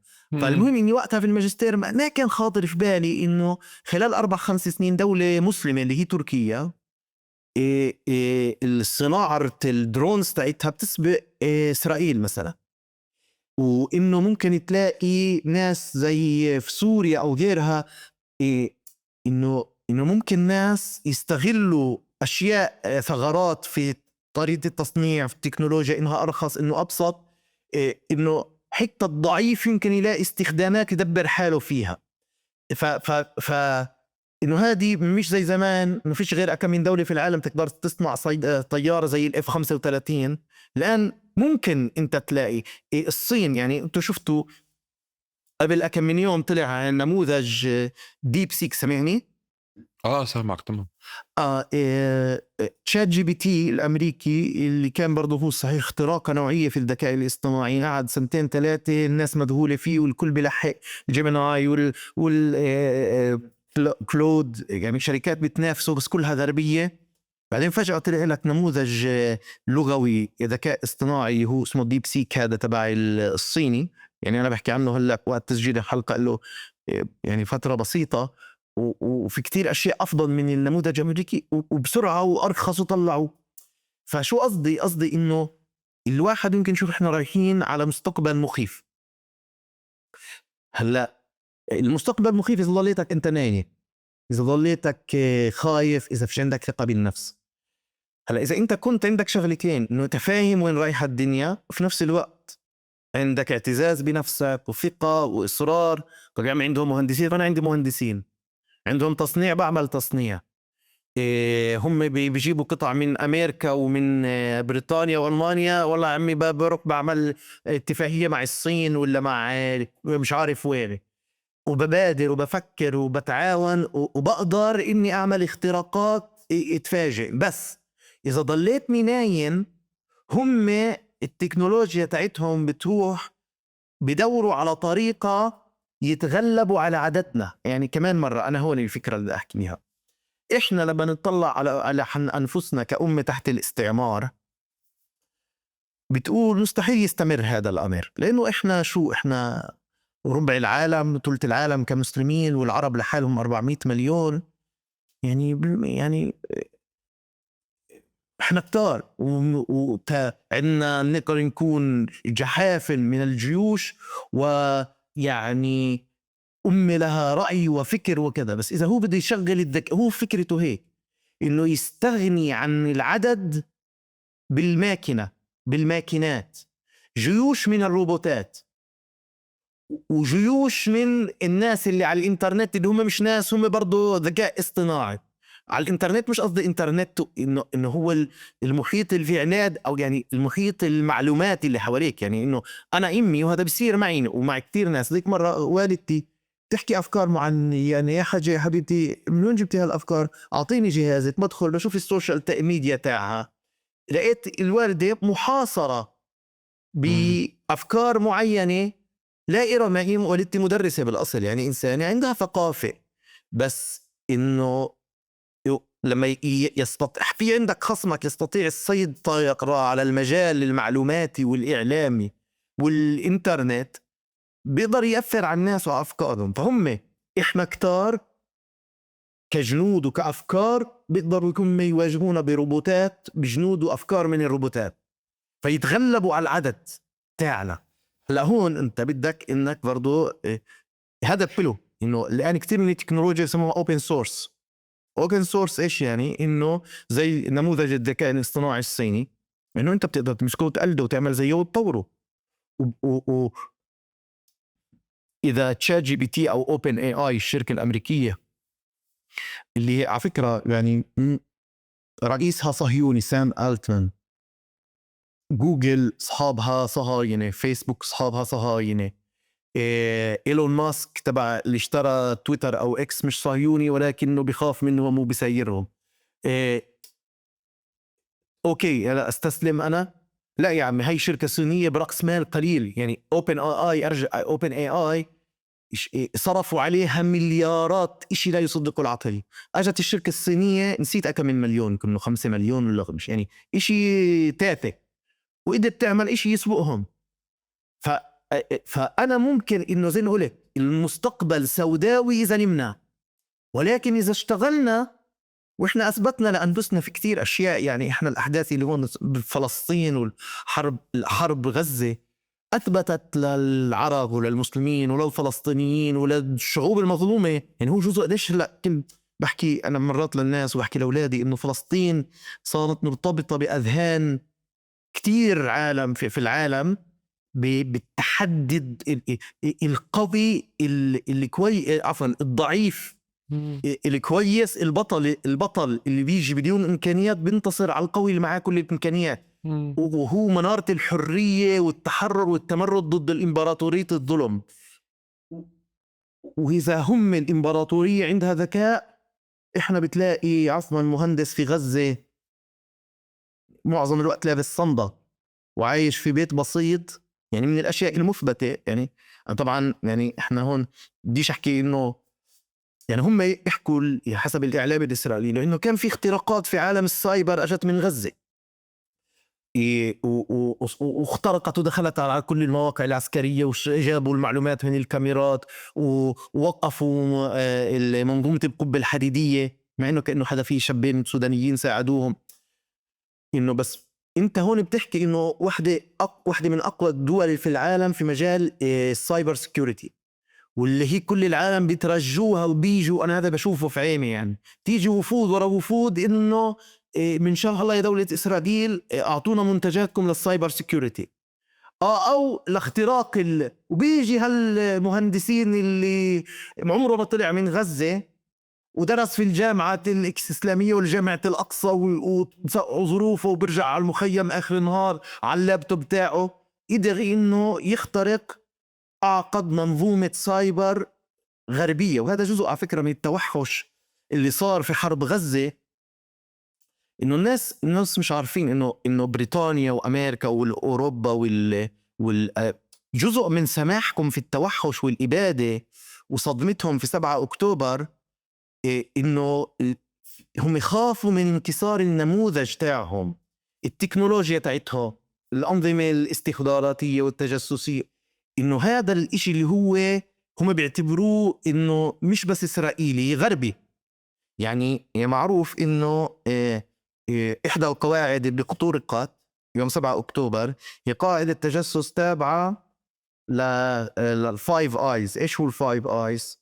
فايف آيز اللي هي منظومة تجسسية الأكبر على مستوى العالم للدول المنطقة باللغة الإنجليزية، اللي هي أمريكا وبريطانيا واستراليا وكندا ونيوزيلندا. هدول الفايف آيز مشهورين، هم عندهم نظام بيتجسس على كل الاتصالات في العالم. يعني في حجة بنيجيريا إذا تسأل جارتها عندك بندورة، المكالمة أو الواتساب بتسجل. في داتا سنتر في صحراء في أمريكا، كل اتصالات كل إنسان بيعملها مع كل إنسان في العالم تتخزن فيها. وبشرف وفي تشارك في المعلومات لحد معين بين هدول ال5 دول اللي هو المنطقة بالإنجليزية، وأقرب حليف لهم من براهم هو إسرائيل، وإلهم قاعدة كانت في اللقب ووصلوها جماعة غزة. يعني طبعا هذا الكلام الإعلام الإسرائيلي يعني. ففي فكرة كانت عند التوحش الغرب يعني والسماح، يعني هم حطموا أنفسهم. يعني الحضارة الغربية دعست على قيمها وأسس النظام العالمي اسمه Liberal International Order، اللي هو شيء ضروري، مش مسخرة ومش إنه مجرد قناع الليبرالية وحقوق الإنسان. هذا شيء مهم جدا بالنسبة إلهم. بس لما وصلت مرحلة غزة مزعوه ودعسوا عليه لأنه مضطرين، لأنهم خافوا من النموذج هدول تعون دول العالم الثالث اللي قدروا يخترقونا ويهزمونا في عدة أصعدة. فكان توحشهم بدهم يربوا الآخرين. بس المهم أنا اللي بيعنيني من ناحية تكنولوجية إنه حتى التكنولوجيا تاعتهم مش إلهية. هم يعني، وهذا اللي مرات بخلي المسلمين شوية يظهروا بمظهر يعني إنه الناس بيشوفوهم مجانين. إنه يا عمي الدول اللي حاربت أمريكا والغرب وانهزمت سلمت وباعت. يعني أنا رحت على ألمانيا قبل فترة مؤتمر علمي برلين اللي كنت، وقعدت مع ناس بروفيسورية في جامعة برلين وكذا. صحيح روحت مصدوم تماما، يعني مصدوم إنه اكتشفت إنه برلين تحت الاحتلال الأمريكي. مش نشوفش جنود أمريكان بيعملوا حواجز زي عنا، ولكن المؤسسة الألمانية والعقول والروح الألمانية حقيقة مهزومة من أيام الحرب العالمية الثانية. واليابان نفس الشيء. هلا إحنا المسلمين في جانب عنا إنه إحنا يعني قضية إنه لا إله إلا الله. يعني أنا بحكي معك اليوم وترامب الصبح، أنا ما بعرف شو بده يصير في الدنيا. ترامب الصبح إنه يعني في طلع إنه إذا غزة بتعملش 1 2 3 بدنا نعمل ونسوي. هلا في بتلاقي في شغله في المسلم بتقول شايف حالك ربنا، فيش رب غير ربنا ابوك عفوا. يعني انا انه في هذه قضيه التمرد اني بنكسرش. فهلا بدي ارجع على التكنولوجيا. اذا بدك انت تعمل تحليل بارد، والله هم سابقين بشكل مخيف. وتكنولوجيا الذكاء الاصطناعي غير عن انواع التكنولوجيا تانية في العالم مخيفه اكثر من. بس في ناحية إنه شو بدي أعمل أنا؟ يعني بدي أرضى بالاستعباد، داس أرضى إني أكون فبتلاقي قضية التمرد وإنه في لا بحاول وممكن أعمل افتراقات. طارق، عينيا ممكن هيك تذكر لي أمثلة بمركزة على أدوات إسرائيل بتستخدمها ضدنا أو تجربها ضدنا؟ نعم. من ما قبل الإبادة وخلال الإبادة، يعني بشكل يتجاوز الخبر، بس بدي تعداد بس نوعي أكتر عشان أفهم إنه بسياق الحواجز في كذا، بسياق القتل في كذا، بسياق الرصد في كذا، بسياق الدفاع الهجوم. تفضل. في يعني كلمة أبدأ في الكايناتيك، يعني أو اللي هو الإشي العسكري القتالي يعني، أو المراقبة. في أنظمة المراقبة اللي حكينا عنها. وهون كايناتيك اسمها الكايناتيك أبدي. الكايناتيك بيجي إنه فيزيات، يعني إنه قتال دنيا. لأنه أنا بهيك، لأنه هيك أنا بكتب لأني فاصل لا بين بسألك بس على المصطلح. بسألك على المصطلح. إنه إشي اللي بدي أحكي عنه بعدين اللي هو العقول والتلاعب في العقول بعدين. بس خليني أبدأ في إشي يعني العملي أو العسكري أو الاستخباراتي. العسكري بشكل أساسي. أول شيء في أنظمة التجسس والمراقبة، واللي هي إنه أنت تعرف أي كاميرا في الشارع موصولة بالإنترنت، وأي جهاز إلكتروني في سماعة في كاميرا، كله إنه هو بسهولة جدا يمكن الوصول إلها جميعا يعني. طيب سؤال، معلش، هون في مبالغات، بدي أضل أنا أحاجك بس على الخفيف. نختصر هيك بينج بونج أنا وياك.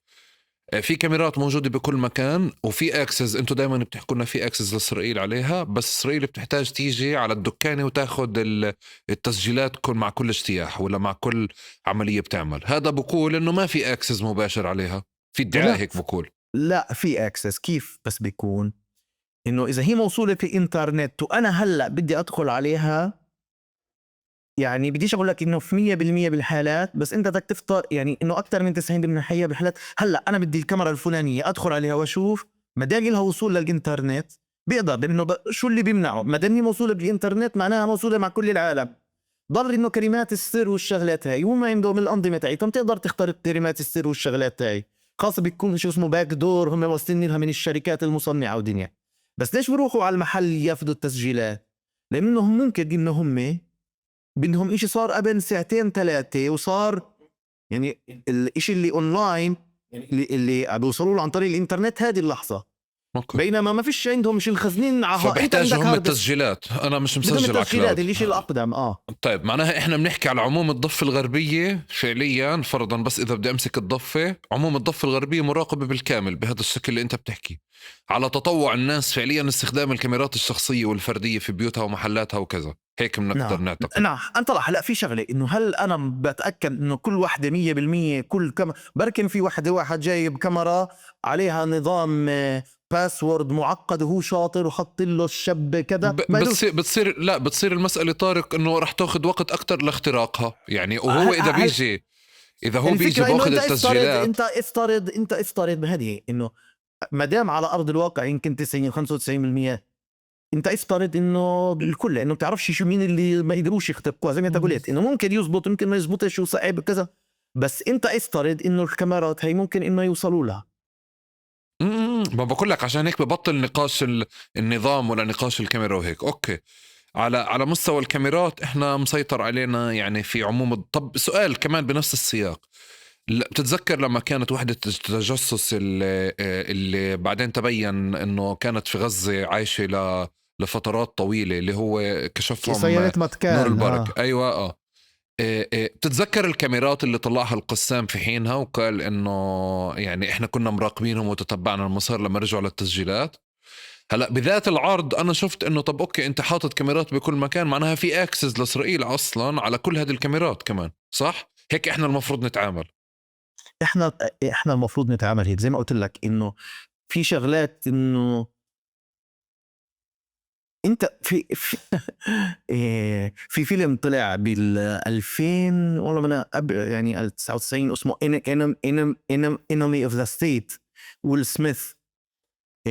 سمعت انه يعني كانوا بعض الناس في حركات المقاومة بيقولوا لشبابهم اول بهداك الفترات الانتفاضة الثانية وهذه الاشياء احضروا الفيلم، انه انت الفيلم فكرته انه بورجيك انه في دائما تكنولوجيات يمكن ما تخطرش في بالك، فانت كون حدا انت خاف من التكنولوجيا، لانه احنا في شغله انا تعلمتها في الهندسه حكى لنا اياها دكتور كان يعلمنا اتصالات، يعني عمري ما بنساها، وزلمه ما بحبش السياسه بس هو اشتغل في اميرته، قال دائما التكنولوجيا العسكريه والاستخباراتيه سابقه التكنولوجيا المدنيه بسنوات كثيره، ممكن توصل 20 سنه.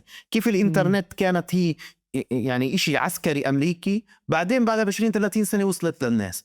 هلا انت ما دام ما بتحذرش ومش عارف شو في عندهم، انت لازم تكون يعني تميل الى عندك الحذر الزائد والتشكك.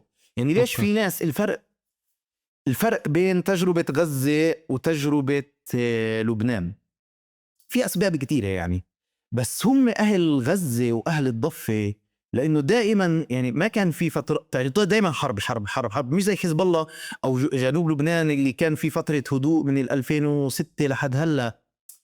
إنه الحروب المستمرة عودت إنه أنا أكون حذر في كل شيء وأشك في كل شيء، وأشوف في التكنولوجيا مش بالناس. يعني أنا من النوع اللي بقول للناس طيب بس هذا إشي مستقطع.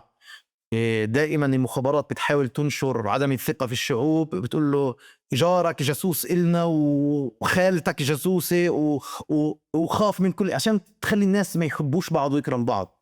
أنا بقول دائما للناس إنه لا، المجتمع بشكل عام سليم بس ما تثقش في التكنولوجيا، لأنه حقيقة 99% من المعلومات اللي بيجيبوها من التكنولوجيا. فانت الفكره انه ما تثق في التكنولوجيا، فاهل غزه كانوا انه خوفهم من التكنولوجيا لكثره التجارب اللي مروا فيها، انه انت دائما افترض انه في شيء بتعرفوش، انه في عندهم اختراع انت ما وصلكاش، انه في عندهم طريقه انت ما فكرت فيها. فانت وزي ما يعني انت جبت امثله انه في ناس بعيد عن التكنولوجيا تماما. يعني فبقول لك انه انا ما بقدر اعرف بالضبط دائما، انا هذا يعني حتى المختصين انه بقول لك انا ما بعرفش شو هم اخترعوا اشي جديد، شو هم عملوا. فانا يعني الاصل الناس تخاف تبعد على قصه المراقبه. حاليا قصه الذكاء الصناعي زي ما يعني نحكي كمان خطوه، انه الكاميرا صار في قدره انه الكاميرا انت مارق في الشارع، الذكاء الاصطناعي بيقدر يعرف انت ماشي في زلمه ماشي في الشارع مين هو، ما بس لا، صار الذكاء الاصطناعي بيقدر يشخصك عن طريق وجهك. يعني انا شفت شغلات مذهله، انه واحد عندهم صورة إله هو عمره مثلا 16 سنة 17 سنة، صار هلأ عمره 40 أو قادرين 45، يتخيلوا اختلف شكله تماما. لا مش تخيلوا، قدروا جابوا صورة، الذكاء الاصطناعي عرف إنه هذا الشخص هو هذا الشخص بدون مم. أي معلومة تانية، مع إنه مم. شكله صار ناصح صار كذا. بس فهون بعد مرحلة جمع المعلومات في مرحلة استخلاص فكرة مفيدة منها، إنه هذا الشخص فلان بتجول في المناطق هاي، هذا له علاقة مع هذا، هدول التنين فيش بيناتهم إشي طبيعي، بزنس قرابة، ليش بيروحوا بيلتقوا مع بعض في مخيم كذا. فبيجي إنه بعد جمع المعلومات الحصول منها على استنتاجات مفيدة. هذه احنا بقدر اخذ نفس التكنولوجي هذه على الحواجز اللي هي اخر طبعا تكنولوجيا موجوده، اللي هي بقضيه مراقبه الحاجز، تحديد اذا في هدف اطلاق نار بشكل مباشر، صح؟ طبعا في اشياء، يعني في شغلات دونك احنا التكنولوجيا. يعني مرة أنا شفت كاميرا، يعني هذا الكلام مش جديد، قبل 20 عفوا قبل 12 سنة 13 سنة، إنه أنت كاميرا بتكون المسافة بينها وبين مثلا بدهم تصور مظاهرة، والمسافة بين الكاميرا اللي بتكون موجودة مرات على الدرون ومرات موجودة على عمود بعيد جدا 4 كيلو و3 كيلو، وفي مظاهرة فيها 5000 واحد أو تجمع أو حفلة أو كذا. أنا انصدمت، هذا الكلام شفته أنا حقيقة يعني يمكن 2013 2012 شفته، إنه الكاميرا بتقرب بتشوف تفاصيل وجه الواحد بشكل مذهل إشي اللي أنا انصدمت. هذا الكلام قبل 13 سنة، وهذا مش موجود يعني كوميرشال، يعني هذا مش موجود للناس العاديين. يعني هذه تكنولوجيا تكون غالية وتستخدم بالأهداف العسكرية والاستخباراتية. فبالتالي بقول لك هذا من شغلات إنه مرات أنا أعتبر إنه في إشي أنا بعرفوش في مجال التكنولوجيا إذا بدي أكون حذر. هاي قاعدتنا دايما، بس كمان بدي أشوف هيك في واقعنا إحنا. خلصنا قضية الكاميرات وين ممكن تروح لمكان. عندي فضول اتجاه الاتصالات. يعني لفترة من الفترات كانت الناس تحكي تليفون، تعمل مقارنة بين تليفون ذكي وتليفون غير ذكي، تعمل مقارنة بين التليفون، بين الموبايل وبين التليفون الأرضي. وبعدين شفنا نموذج في غزة اللي هو اعتزل كل هدول وراح باتجاه شبكة اتصالات خاصة منفصلة. فيه، اللي بخليني أشكك بكل النظام هذا. يعني بكل النقاشات اللي احنا عشنا عليها سنين انكبت بزبالة، مقابل انه لازم يكون عندها فعليا شبكة اتصالات. واللي لفتني انه الإسرائيليين احتاجوا تدخل مباشر عشان يقدر يخترق هذه الشبكات. يعني كان لازم يروح على مقسم او يروح على تحويل ما او أحمد، يخترقها بشكل مادي. يعني مش عارف كيف أجيب لك إياها. زي ما هي كل إشي أنت حكيته مع، مش أنت قلت لك، والدتك، عمتك، زوجتك، خطيبتك حكت مع جارتها، عندك ملك تبعتيلي مسجل المكالمة قبل 2 سنين. أنت مش متخيل. شو يعني قبل سنتين؟ ليه حددت سنتين؟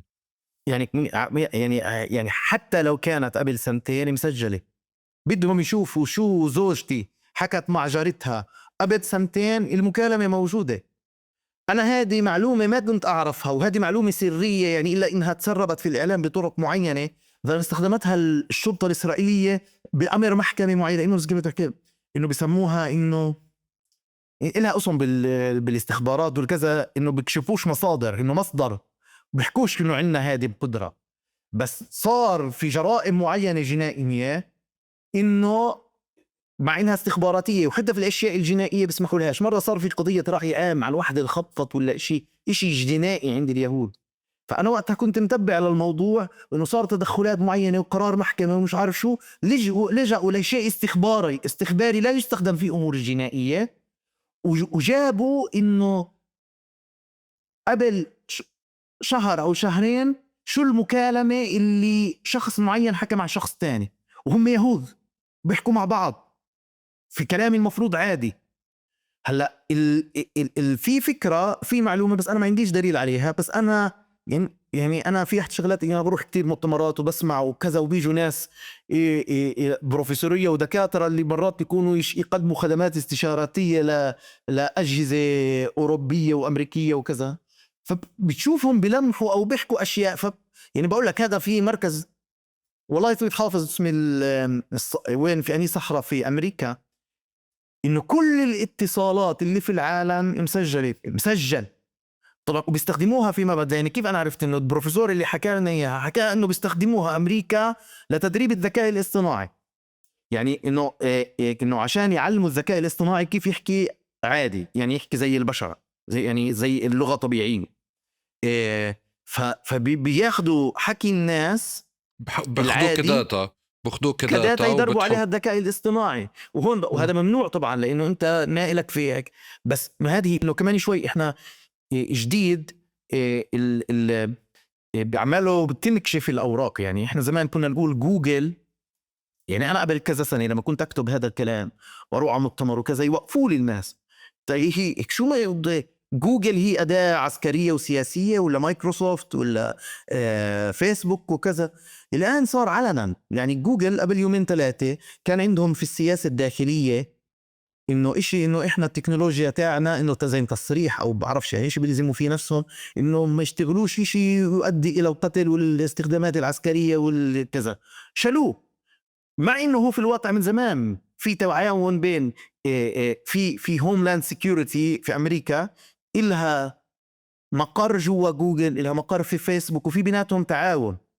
يعني مش شرط انه في المقر الفيزيائي تبعها، بس معروف هذا كان. الان بدا يظهر انه علنا انه صار انتوا، وترامب شوي صار يحكي معهم انه انتوا شركات امريكيه قدراتكم إلنا. فباختصار انه انا يعني انا شايف احمد احنا كتير حكينا على قصص المراقبه، بس انا اللي بعتقد انه الشعب الفلسطيني صار نوعا ما، حتى في الولد الصغير اللي في الشارع عنده هذا الوعي انه هذا الجهاز اللي معي هذا جاسوس. يعني هذا جاسوس، فهذا إشي بديهي. هلا وين القدرات لوين واصله؟ انا بقول للناس يا عمي ما تزكش، يعني انت تحذرش. هو طارق سلوك. يعني أنا لسه امبارح كنت بحكي لأصدقاء سوريين على فكرة إنه الهوس الأمني، يعني الوعي الأمني بوصل لهوس أمني في بلادنا، بس اللي هو بفيدنا على مستوى السلوك. يعني بمعنى أنت لما تيجي تقول هلا إذا اتصل لك حدا وأنت معي بتقول أنا قاعد مع جماعة، بتحددش موقعك. يعني في تفاصيل إحنا بشكل عام بنصير نقول قاعدين مع ناس رايحين عند جماعة طالعين مش عارف من وين. إذا أنت عاطي موعد لمحل بجوز حتى سلوكك تكزر حوالين المحل. ففي إشي من كيف ربينا عليه، جزء من شخصيتك وجزء من سلوكك إنه تكون هيك. وإذا قاعد مع صديقك وسأل بزيادة بتقول له خير، يعني شو في. بس بدي أروح لمكان تاني اللي هو شيء من نقاشات نقيدة لشو أنت بتقول. يعني بمعنى انت حكيت لنا تكنولوجيا كتير، ويمكن في مثال يعني تعالج بالإبادة لأمثلة كتير إسرائيل استخدمتها. فأنا شوي مش معني أدخل بتفاصيل التكنولوجيا نفسها، بس بدي أروح بالمقابل إنه كمان النفق هزم كل أنظمة التجسس من مكان تاني. يعني بمعنى إنه دون مبالغة، أوكي، ودون نمط التحليلات اللي موجودة على بعض التلفزيونات اللي بتبالغ بكل شيء موجود، بس بحاول أقول إنه في لحظة على الأقل كان في مباغتة، كان في تضليل انشغل عليه في الأول، واللي أنت قدرت تعمل 7 أكتوبر على مستوى العمل، على مستوى اللحظة، على مستوى العمل، الإمكانيات اللي موجودة عندك. على مستوى ثالث إذا بدي أتجاوز هذا النقاش وأتوقع وأتبنى الادعاء اللي بقول إنه لا، الإسرائيل كانت بتعرف إنه حماس بتقدر تفوت على الحدود، بس ما كانتش بتفكر إنه مجانين يفوتوا على الحدود. يعني بهذا المنطق بدي أروح لمكان تاني. بخلال الحرب ما زال هنالك قيادات موجودة أعلنت إسرائيل عن قدرتها أو عن اغتيالها، ما زالت موجودة تظهر كل فترة وفترة، وما زال فعليا في قدرة على حماية الأسرى أو المحتجزين في غزة خلال الفترات هذه كلها. بدي أروح لبلاد تاني، لأوكرانيا وروسيا، كمان في نماذج المختلفة اللي هي مقابل التكنولوجيا في عنصر بشري. بعتقد التكنولوجيا طارق ما بتتوقعه، ما عندها قدرة على توقعه، لأنها دائما فعليا ما تدرس صح، فبتضل بالطريق. وبذات الوقت ما عندها قدرة على اختراق الأدوات البدائية اللي أنت بس ترجع لها تختفي، أنت نزلت تحت الأرض وانتهى. صحيح في جانبين، جانب المراقبة وجانب التنبؤ، لأنه هم لما يستخدموا التكنولوجيا هاي في إلهم هدفين منها. الهدف الأول المراقبة، إنه بدنا نعرف شو بيصير. في الهدف الثاني إنه طب أنت صار عندك معلومات كتيرة ومتناقضة وبتعرفش المبالغة من الحقيقة هدول إنه أنا طب وين رايحة الأمور؟ بدي عندي كم ضخم من المعلومات والتسريبات والتسجيلات والحوارات، وأنا قدرت أوصل لتسجيل القائد الفلاني وقاعد بحكي مع صاحبه وهم في السيارة بتناقشوا بفكرة. عندي آلاف التسجيلات عندي. طب إيه؟ وفي مرات أشياء متناقضة لأنه المصطلحات البشرية معقدة. في ناس بيقولوا بدنا نعمل هيك، في ناس بيقولوا بدناش نعمل هيك، وفي ناس بيقولوا إيه. طب وين رايحة الأمور؟ بيجي هون مرحلة التحليل عن طريق الذكاء الاصطناعي. متى يا ذكاء اصطناعي توقع لي وين رايحين الناس. زي ما قلت لك هذا زميلي اللي كان دارس فيزياء ونظرية الفوضى بده يشوف انه حركة الجماهير، فبدهم الذكاء الاصطناعي انه انت تعالي يا عمي عندي كتير معلومات مش قادر افهمها او مش قادر اطلع بنتيجة نهائية توقع لي. هلا طب شو الشعب اللي هو تحت هذا الحالة بيعمل؟ في جانب منه اللي الناس صار في ثقافة إني أنا بقررش على شيء فيه تكنولوجيا، بحميش جهاز معي، فيش كاميرا تنوصل في الإنترنت مثلا. أشياء إن هي صارت ثقافة لنوع من الناس اللي هم بيشوفوا حالهم إنه إحنا نحارب إمبراطورية متألهة عندها أدوات كتيرة، فأنا جزء من حياتي وجزء من تربيتي للناس اللي حوالي وجزء إني أكون حذر وأبعد هذا التكنولوجيا. مدام أنا مش مصنعها بدي أخاف منها، وهذا حقيقة لسه رح يبين أكتر. يعني إحنا شفنا تجربة امبيجرز تعون حزب الله. أنت شك، يعني لازم تشك، لازم تخاف. أنت مش مصنع هذا الكلام، أنت ما بتعرف بس والعالم طارق حذر. هذا اللي بتقوله النظري هاد انت فيش مجال اطبقه، كيف بدي اشتغل انا؟ شو يعني انا انت اشي انا مش مصنعه بدي احكي تلفونات من وين اجيب تلفون؟ ولا شيء. أنا يعني أنا لا مرة جد بحكي لك، انت فعليا الفوارق اليوم اللي موجوده بين شبكه اتصالات، هذه تصنيع ماليزي، هذه تصنيع اندونيسي، هذه تصنيع صيني ياباني وهيك. بس الكل بيحكي انه في شبكه اتصالات انا لازم اجيبها. ولا هي أهل غزة شو عملوا؟ بنوا شبكة إلهم، جابوا سلك ولا إشي، بجيب لا سلك وبجيب تلفون. جابوا شبكه اتصالات خارجيه استوردوها. يعني ما اخترعوا. انا المقوله اللي هي اللي انت بتقولها انه الحذر من اي شيء انا ما بصنعه، يعني بتعاطى معها كمقوله نظريه مش عمليه. لا لا انه لا أنا بحكيش إنه لا، هون في إشي تقن. إنه هذه شبكة الاتصالات أنا شو بعمل؟ أنا بجيل إشي بسيط اللي أنا لو فتحته فاهم كل قطعة إلكترونية في، وما فيش. أنا حسب تصوري بعرفش إذا عندك معلومة غير عن اللي عندي. المقاسم والأشياء اللي بتحكي عنها اللي استخدموها في غزة بسيطة جدا، بسيطة جدا، اللي هي السلك مع مقسم اللي هو بس بيحول، فيش فيه قطعة إلكترونية أنا مش فاهم شو هي. إشي بسيط جدا. يعني أنا بفتحه وبدك يكون فني إلكترونيات فاهم في الموضوع لحال، اللي بدهاش مهندس عبقري. إنه هم ما استخدموش إشي معقد. أنا حسب معلوماتي إشي معقد اللي أنا في إشي جوا أنا مش فاهم شو هو. وإشي بسيط جدا، سلك وتلفون ومقسم بسيط اللي فيش فيه قطع إلكترونية مش فاهم شو هي. أنا هون الإشي اللي صار إنه يعني إذا أنت لا انا مضطر. انا انا انا انا بعتقد بعرفش المقاسم كيف، بس انا بعتقد انه في شبكه اتصالات. يعني بتذكر قرات تحقيق على فكره كيف تم استيراد شبكه، او تم اختيار نوعيه الاتصالات اللي بدها تستخدمها حماس تحت الارض، شو المقاسم اللي بدها تكون وكيف شغلها وهيك. أنا مع فكرة إنه هو أقل تكنولوجي، أو أنت فعليا ممكن تصمم الإشي، أو ممكن على الأقل إذا الشيء أنت قادر تعرف كل خواصه أو تفتحه زي ما أنت تفضلت. بعتقد على الأقل هيك بالنسبة لي صارت شيء عملي، يعني إنه أنت فاهم بالضبط هذا التكنولوجي كيف تشتغل، وتقدر تسيطر عليها وتستحوذ عليها بالكامل وتحطها تحت الأرض. أنت محتاج تيجي على السيرفر عشان تدخل عليها، غير هيك أنا بدي ما أقول رح لك شغلة، تعرف. في شغلة بدي أجد لك إياها بسيطة.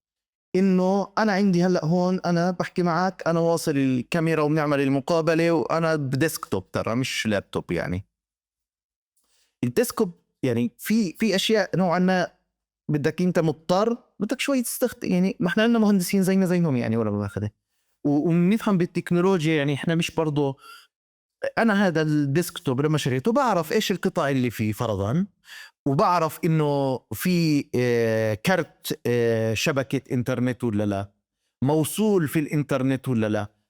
مع انه برضه ما اكونش مغرور وما اكونش لا اكون حدا، لانه وقت الضرورة ممكن اللي انا شايفه كارت شاشة، اذا حدا استقصدني ببيعني كارت شاشة حجمه هيك ماخدين جزء منه وحاطين في جواته كارت اتصالات.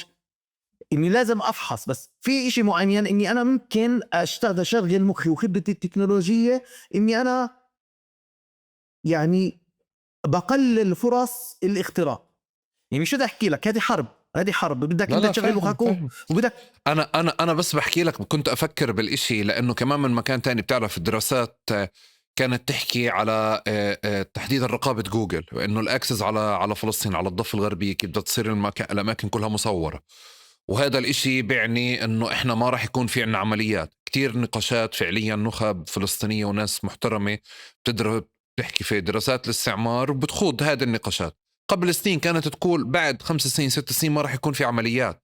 اللي صار انه الواقع فرض عليك انه انت تتحدى بعلانيتك. فانت بتطلع فعليا، صار في نمط جديد انه بتطلع الشباب وبتقول انا موجود، هيني موجود هون ومتحصن في المكان هذا. وهذا جزء من المواجهة. اللي بحاول أقوله إنه أشكال المواجهة، إنه في تكنولوجيا بتتطور، أنا إذا ما قدرت أواكبها عم بكون في على مستوى التجربة بالضفة وفي غزة في أساليب تحديدا اللي بتخليك أنت تواجهها بغير هي شو بتتوقع شكل المواجهة. بأنه أنت عم بتراقب بكل مكان، بس أنا موجود هيني هون ومحصن في البلدة القديمة وعم بشتغل في زي مثلا مرحلة عرين الأسود.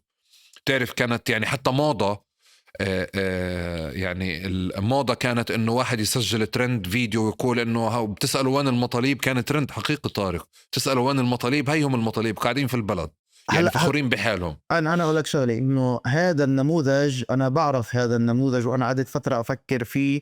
والله مش عارف، يمكن انا شفت إلك انت بودكاست او حدا، انه مش متذكر انه يمكن قبل سنه او سنتين ونحكى هذا الموضوع. مع مروة فطافطة. مروة فطافطة وآية صوفان على موضوع الداتا. يعني انا مش متذكر والله تفاصيل، انا من النوع المرات بنسى مم. تفاصيل، بس الفكره انه واحدة من الافكار اللي كانت عندي انه الامر مش يعني برضو هذه النماذج، يعني عرين الاسود ضرب في نابلس، ضرب إيه يعني إيه انه احنا نقول لا بل يعني. لا، انا وجهة ضرب نظر، باستخدام قوة عسكرية يعني كبيرة. انت دخلت جيش فعليا وحاصر المنطقة، استخدمت كل التكنولوجيا واغتلت، يعني فاهم. انا فاهم، انا بوجهة نظري في شغله انه على جميع الاحوال الناس لازم قدر الامكان انه يا اخي ما تسلم معلومة عنك اذا بتقدر تخفيها. أنا معك بهذا الإشي، بس بحاول أقول إنه في إشي بفرز دايما معركة تاني. يعني كان في الخلية اللي بطول كرم اللي هم 4 شباب تخفوا من، قعدوا أشهر طوال وهم مخفيين ومتخبيين فعليا، وعملوا أكثر من عملية بعدين اغتالوهم. في هذا النموذج وفي النموذج اللي بمخيم نور شمس. على الجهتين انت في عندك شكل مقاومة او شكل حراك عسكري، تحركات عسكرية اللي مش سهل توقعها لانها ما بتشتغل على المانيوال اللي انت صممت عليه التكنولوجيا في تبعتك. قصة حلوة أحمد، يمكن بعرفش إذا شفتها في المقال اللي نشرته أنا في الدراسات الفلسطينية، يعني ملفتة، اللي هي القصة اللي انشهرت بتاعت مدير وحدة رئيس وحدة 3200 يعني اللي هي وحدة الاستخبارات العسكرية الإسرائيلية التكنولوجية، اللي هو شو صار إشي. هذا الزلمة أخذ جوائز إنه عبقري بشكل مش طبيعي وذكاء وكذا، ومؤلف كتاب، وانشهرت قصته لأنه مؤلف كتاب بيقسم مستعار وباعه عن طريق أمازون، إنه التكامل بين العنصر البشري والذكاء الاصطناعي في عمليات التجسس وعمليات المراقبة والحرب. هذا الزلمة إنه لدرجة بكتر مقيتي في دولة إسرائيل اللي هي تعتبر يعني رائدة في العالم في هذا المجال، هذه الدولة الرائدة فيها الوحدة الرائدة فيها القائد تاعها اللي هو يعتبر عبقري، يعني توب التوب يعتبر هذا الزلمة. هذا الزلمة كان مسؤول عن 3200 اللي هي بتراقب كل إشي بغزة، وبتراقب كل اتصالاته، وتراقب كل الخطابات، وتراقب كل حدا بيحكي مع حدا وكل شيء، وبرأسها واحد عبقري اللي يعتبر من رواد العالم كيف نستخدم الذكاء الاصطناعي، إنه بعد ما نراقب كل شيء نحلل ونتوقع وين رايح الأمور. هذا الزلمة كان هو رئيس ال 8200 يوم 7 أكتوبر، وفشل فشل تام واستقال. الفكرة في رسالة في الاستقالة، رسالة الاستقالة تاعته في رسالة مهمة يعني حلوة تدرس، يعني إنه هو بلاش شو القصة، بس في جوانب أنا في المقال تاعي كتبتها، أنا يجي وجهة نظر في الموضوع. يعني أنا من النوع اللي شوي بخاف زيادة من الذكاء الاصطناعي. أنا مش من نوع الناس اللي بيهون. في ناس تقول لك الغباء، بيقولوا عنه الغباء الاصطناعي. كنت يعني أضحك، يعني يا عمي انتوا مش شايفين شيء، لسه احنا في اول الطريق، وانتوا اللي شايفينه هو الاشي اللي يتاح للناس يتسلوا فيه، مش الاشي اللي لا. الذكاء الاصطناعي بيخوف. طب كيف فشل 8200 يوم 7 اكتوبر؟ الفكرة كيف انه في شغلة في التكنولوجيا هاي بسموها مان ان ذا لوب ولا اون ذا لوب، انه انت بتخلي الكمبيوترات والذكاء الاصطناعي يفكر، بس انت فوقه، يعني انت بتقول له شو يفكر ولا تخليه هو مستقل تماما. هلا الفكرة اللي انا كتبتها انه طبيعة البشر انه لن يسمحوا بالذكاء الاصطناعي انه تكون له الكلمة النهائية او الكلمة العليا. هم بدهم الذكاء الاصطناعي، هم بيقولوا له شو يعمل. هلا شو اللي صار في 8200 يوم 7 اكتوبر؟ بكل بساطة أنا هذا تحليلي لهداك اليوم ولهذه القصة، ومش شرط إنها تعمم على كل شيء. أنا فهمي للقصة فشل 8200 في توقع 7 أكتوبر مع قدرات المراقبة اللي عندهم ومع قدرات الذكاء الاصطناعي اللي عندهم، إنه الذي هزم هو الإنسان وليس الذكاء الاصطناعي. ليش؟ لأنه رب العالمين جعل ربنا شغول في القرآن: ولولا دفع الله الناس بعضهم ببعض لفسدت الأرض ولكن الله ذو فضل على العالمين. رب العالمين جعل تدافع الناس، البشر فيهم ضعف، وهذا إشي ضروري عشان الحياة البشرية تتقدم وما حدا يسيطر ويذل الآخرين. حتى هدول جماعة 8200 فيها كان عندهم غرور، العنصرية واستحقار الطرف الآخر، وهدول ببرموا. يعني بيطلع فلان بيقول بدنا نعمل، واحنا عندنا بالنسبة لنا الأقصى اشي مهم، وانتوا بتجوعوا الأسرى، وبن كفير بيعمل هيك، وبدخلوا بيمشوا المستوطنين في البلد القديم وبصبوا على الرسول صلى الله عليه وسلم، وأسرانا دخل بن كفير وقال بدي أجوعهم وبدي أبهدلهم، وبده تصفية القضية الفلسطينية، وفي تطبيع، وفي الضفة الغربية كمان شوي يضلش فيها مناطق سي، ودخلوا على مناطق بي، وبدخلوا على خوارة وبطخوا الناس وكذا. وأنا بدي أعمل. أنا الذكاء الاصطناعي سمع كل هالكلام، بعت لي الذكاء الاصطناعي بقول لي أهل غزة غضبانين ومولعة معه. تكبري وعنصريتي واستحقاري للطرف الآخر، هدول العرب دعون حكي. فهمت كيف؟ فبدخل النفس البشري خرب على الذكاء الاصطناعي، وخاصة إنه الأمور برضو حتى الذكاء الاصطناعي برضو هو يعني شو بيعطيك توصية. شو بيقول لك؟ يقول لك والله معصبين، والله مولعة معهم، عندهم تحضيرات.